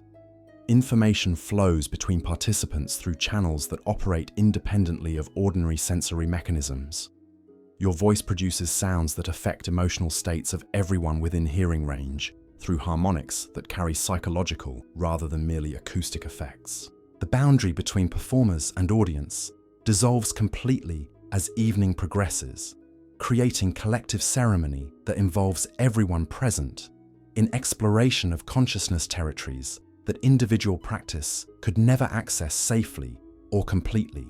The venue transforms from entertainment space into temporary temple, where genuine spiritual work proceeds according to principles that predate organized religion, while pointing toward possibilities that conventional worship never acknowledges as achievable through human effort. Enhanced awareness produced by carefully prepared absinthe allows recognition of energies and presences that exist beyond ordinary perception, yet remain perpetually available to consciousness that has been properly prepared through systematic practice with expansion techniques The green fairy herself seems to materialize not as external entity, but as aspect of collective unconscious that becomes accessible when artificial barriers between individual minds dissolve through chemical and spiritual means. Communication with these presences occurs through mechanisms that transcend language while conveying information about reality's deeper structures that will influence development long after chemical effects have subsided. The insights gained through direct contact with consciousness territories normally hidden from human awareness create understanding of existence that affects every subsequent choice about how to spend time and energy in physical incarnation. The experience reaches climax when temporal boundaries dissolve and past, present, and future become simultaneous rather than sequential phenomena. Historical figures who practice similar consciousness expansion techniques seem to participate directly in current activities, their accumulated wisdom becoming immediately accessible to contemporary practitioners who have achieved sufficient development to maintain coherent awareness during complete ego dissolution. Your individual identity becomes fluid rather than fixed during peak phases of enhancement, allowing exploration of alternative possibilities for selfhood that exist within consciousness but remain hidden under normal conditions. The person you have always believed yourself to be reveals itself as temporary construction that can be modified or abandoned entirely in favor of more authentic expressions of whatever essential being exists beneath social conditioning and inherited limitations. Collective rituals that emerge spontaneously during evening's culminating phases involve everyone present in activities that demonstrate human potential, extends far beyond anything conventional education acknowledges as possible. Telepathic communication becomes natural rather than exceptional, with information flowing freely between participants without verbal exchange.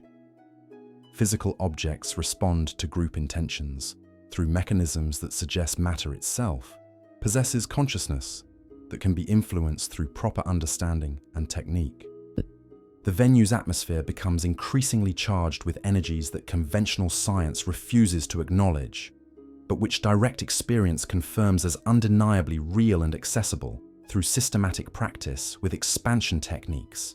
Reality itself appears more malleable than ordinary perception suggests, responding to collective intentions in ways that blur boundaries between imagination and manifestation, between internal experience and external phenomena. As midnight approaches and enhancement reaches its peak intensity, the gathering transforms into mystery school, where ancient wisdom traditions merge with contemporary innovations to create teaching methods that conventional education could never duplicate or replace. Each participant becomes simultaneously student and instructor, sharing insights while receiving guidance from others whose explorations have revealed different aspects of consciousness territories that remain largely unmapped by official research. Your own role in these collective teaching sessions reflects capabilities that have been developed through months of dedicated practice with substances and techniques that expand awareness beyond ordinary limitations. The knowledge you share emerges not from books or lectures, but from direct experience of territories that most humans never consciously visit, despite their perpetual availability to properly prepared consciousness. The information exchanged during peak enhancement phases will influence participants long after chemical effects have subsided, creating permanent changes in understanding that affect every aspect of subsequent existence. These insights cannot be forgotten or ignored once they have been directly experienced, making consciousness expansion practices inherently transformative rather than merely entertaining or temporarily escapist. Gradual return toward ordinary awareness as dawn approaches reveals temporary nature of chemical enhancement while confirming permanent value of insights gained through systematic exploration of consciousness possibilities. The experiences that seemed vivid and meaningful during peak states begin fading like morning mist, but fundamental understanding of expanded human potential remains accessible through future practice and proper preparation. Your companions display various responses to transition back toward conventional consciousness, some energized by night's revelations and already planning future explorations, while others appear overwhelmed by intensity of experiences that challenged every assumption about reality and human nature. The diversity of reactions confirms that consciousness expansion affects each individual according to their unique psychological preparation and spiritual development. The journey back through Montmartre's empty streets provides time for reflection on significance of experiences that exist outside normal categories of human activity, while requiring integration into daily existence that continues operating according to conventional schedules and social expectations. The ordinary world appears unchanged by nocturnal adventures, but perception of its hidden dimensions has been permanently altered through contact with territories that most people never recognize as available options. Your apartment welcomes return with familiar objects that have been transformed through your transformation, their ordinary appearances now suggesting possibilities for further consciousness research that extend far beyond conventional utility. The paintings reveal meanings invisible before night's expansion.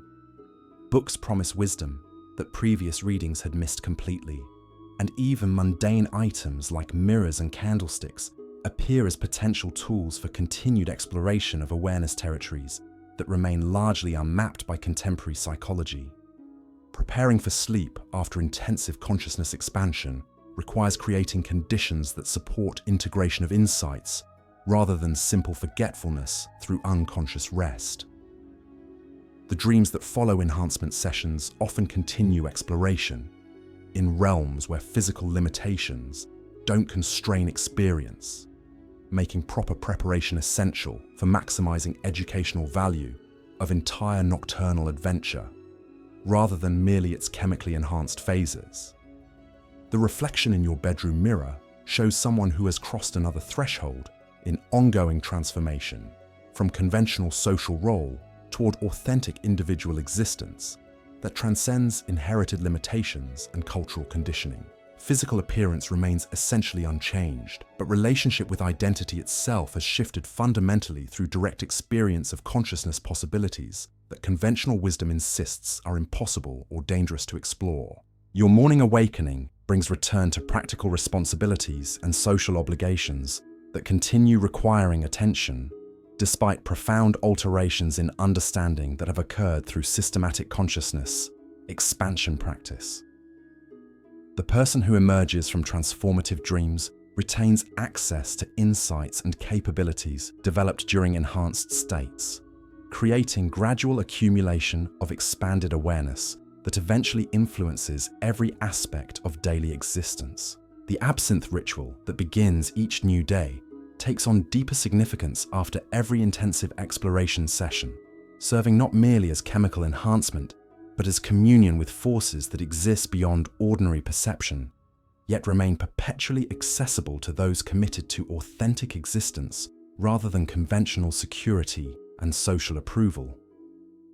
Each glass represents another step in systematic development of human potential that mainstream society actively discourages through education, religion, and cultural pressure designed to maintain conformity with established limitations. Your daily correspondence with the outside world requires increasingly delicate navigation, as the gap widens between your transformed consciousness and the conventional reality your family still inhabits. The letters you compose each morning demand careful attention to language that will reassure without revealing, comfort without confessing the true extent of your metamorphosis. Your mother's latest missive arrived yesterday, filled with gentle inquiries about your health and veiled concerns about rumors reaching respectable circles regarding the company you keep. The ink flows across cream-colored stationery as you craft responses that dance around truth while maintaining filial affection. You describe afternoon tea gatherings without mentioning the substances that transform ordinary conversation into philosophical revelation. you reference cultural events without detailing the consciousness expansion rituals that occur after conventional audiences depart. Each sentence requires diplomatic precision to maintain necessary connections while protecting the sacred work that now defines your existence. The morning light filtering through your apartment windows reveals dust particles dancing in patterns that seem to respond to your breathing, each mote following trajectories that suggest invisible currents flowing through space that appears empty to ordinary perception. The absinthe from last evening continues working subtle influences on your awareness, maintaining access to perceptual territories that will gradually fade but never completely disappear. These residual effects create foundation for today's explorations, while integrating yesterday's revelations into expanding understanding of consciousness possibilities. Your wardrobe selection reflects careful consideration of multiple audiences you'll encounter throughout the day's activities. The morning cafe gathering requires appearance that signals serious artistic commitment, while remaining approachable to newcomers seeking initiation into expanded awareness practices. The afternoon gallery opening demands elegance that will navigate conventional art circles without compromising your reputation among underground consciousness researchers. Evening destinations remain undetermined, creating necessity for versatility that can adapt to whatever opportunities emerge. The silk stockings slide against skin that retains heightened sensitivity from previous night's chemical enhancement, each fiber creating subtle electrical sensations that remind you of boundaries between physical and ethereal realms that systematic practice has revealed as far more permeable than conventional wisdom admits. Your undergarments serve practical functions while maintaining symbolic connections to transformation processes that continue operating beneath surface appearances that must satisfy ordinary social expectations. The mirror reflects someone who has learned to exist simultaneously in multiple realities without losing coherence or authentic selfhood.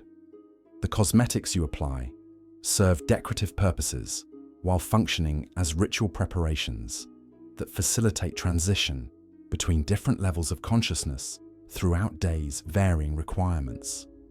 Each brushstroke contributes to creating persona capable of navigating territories that would overwhelm individuals still trapped within conventional identity limitations. Your descent through the building's narrow staircase carries you from private sanctuary toward public spaces where expanded awareness must operate within context designed for ordinary consciousness.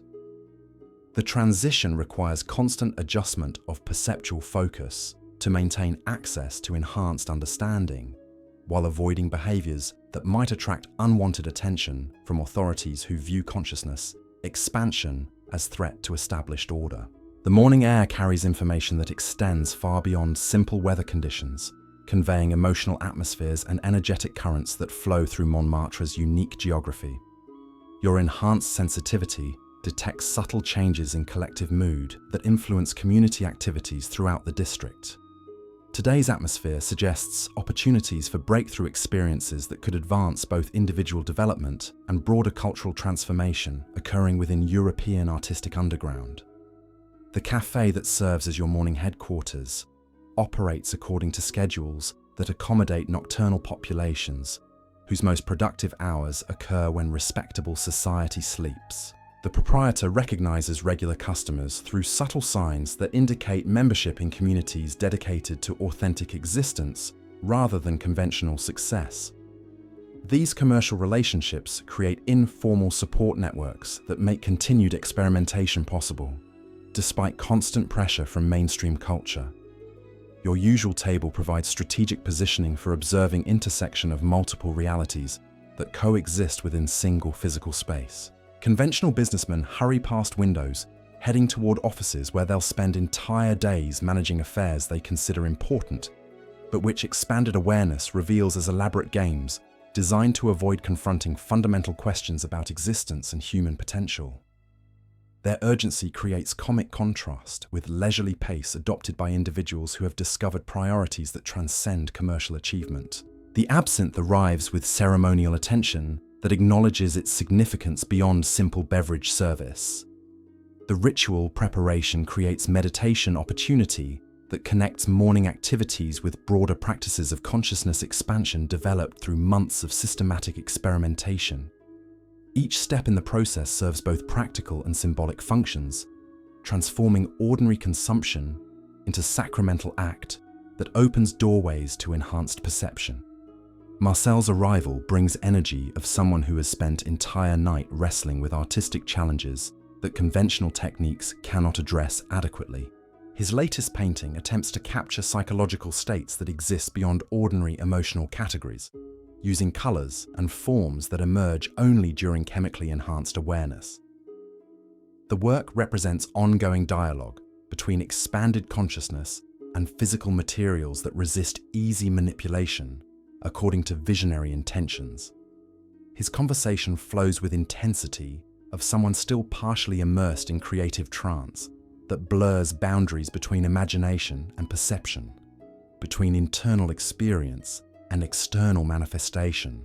The insights he shares emerge from territories of consciousness that remain inaccessible without proper preparation and chemical assistance. His words carry authority of direct experience rather than theoretical speculation, making them valuable contributions to collective understanding being developed by European consciousness research communities. Simone joins the gathering, carrying manuscript pages that document psychological explorations conducted during previous evening's adventures in underground venues where enhanced awareness feels natural rather than aberrant. Her writing captures aspects of feminine experience that conventional literature systematically avoids or misrepresents, revealing truths about desire and spiritual development that organized religion refuses to acknowledge as legitimate subjects for serious investigation. Her readings from Work in Progress create intimate atmosphere that transforms public cafe into private salon where authentic communication becomes possible between individuals who share commitment to transcending artificial limitations imposed by social conditioning. The words she speaks aloud carry power to affect consciousness of listeners, demonstrating how artistic expression produced during expanded awareness retains transformative capabilities even after chemical effects have subsided. Jacques arrives with theatrical energy that suggests ongoing performance, where boundaries between authentic selfhood and constructed persona remain deliberately fluid. His approach to existence treats daily life as artistic medium, requiring constant creative attention to details that conventional people manage through unconscious habit. Every gesture, every word choice, every interaction becomes opportunity for conscious creation of reality according to aesthetic principles rather than mere practical efficiency.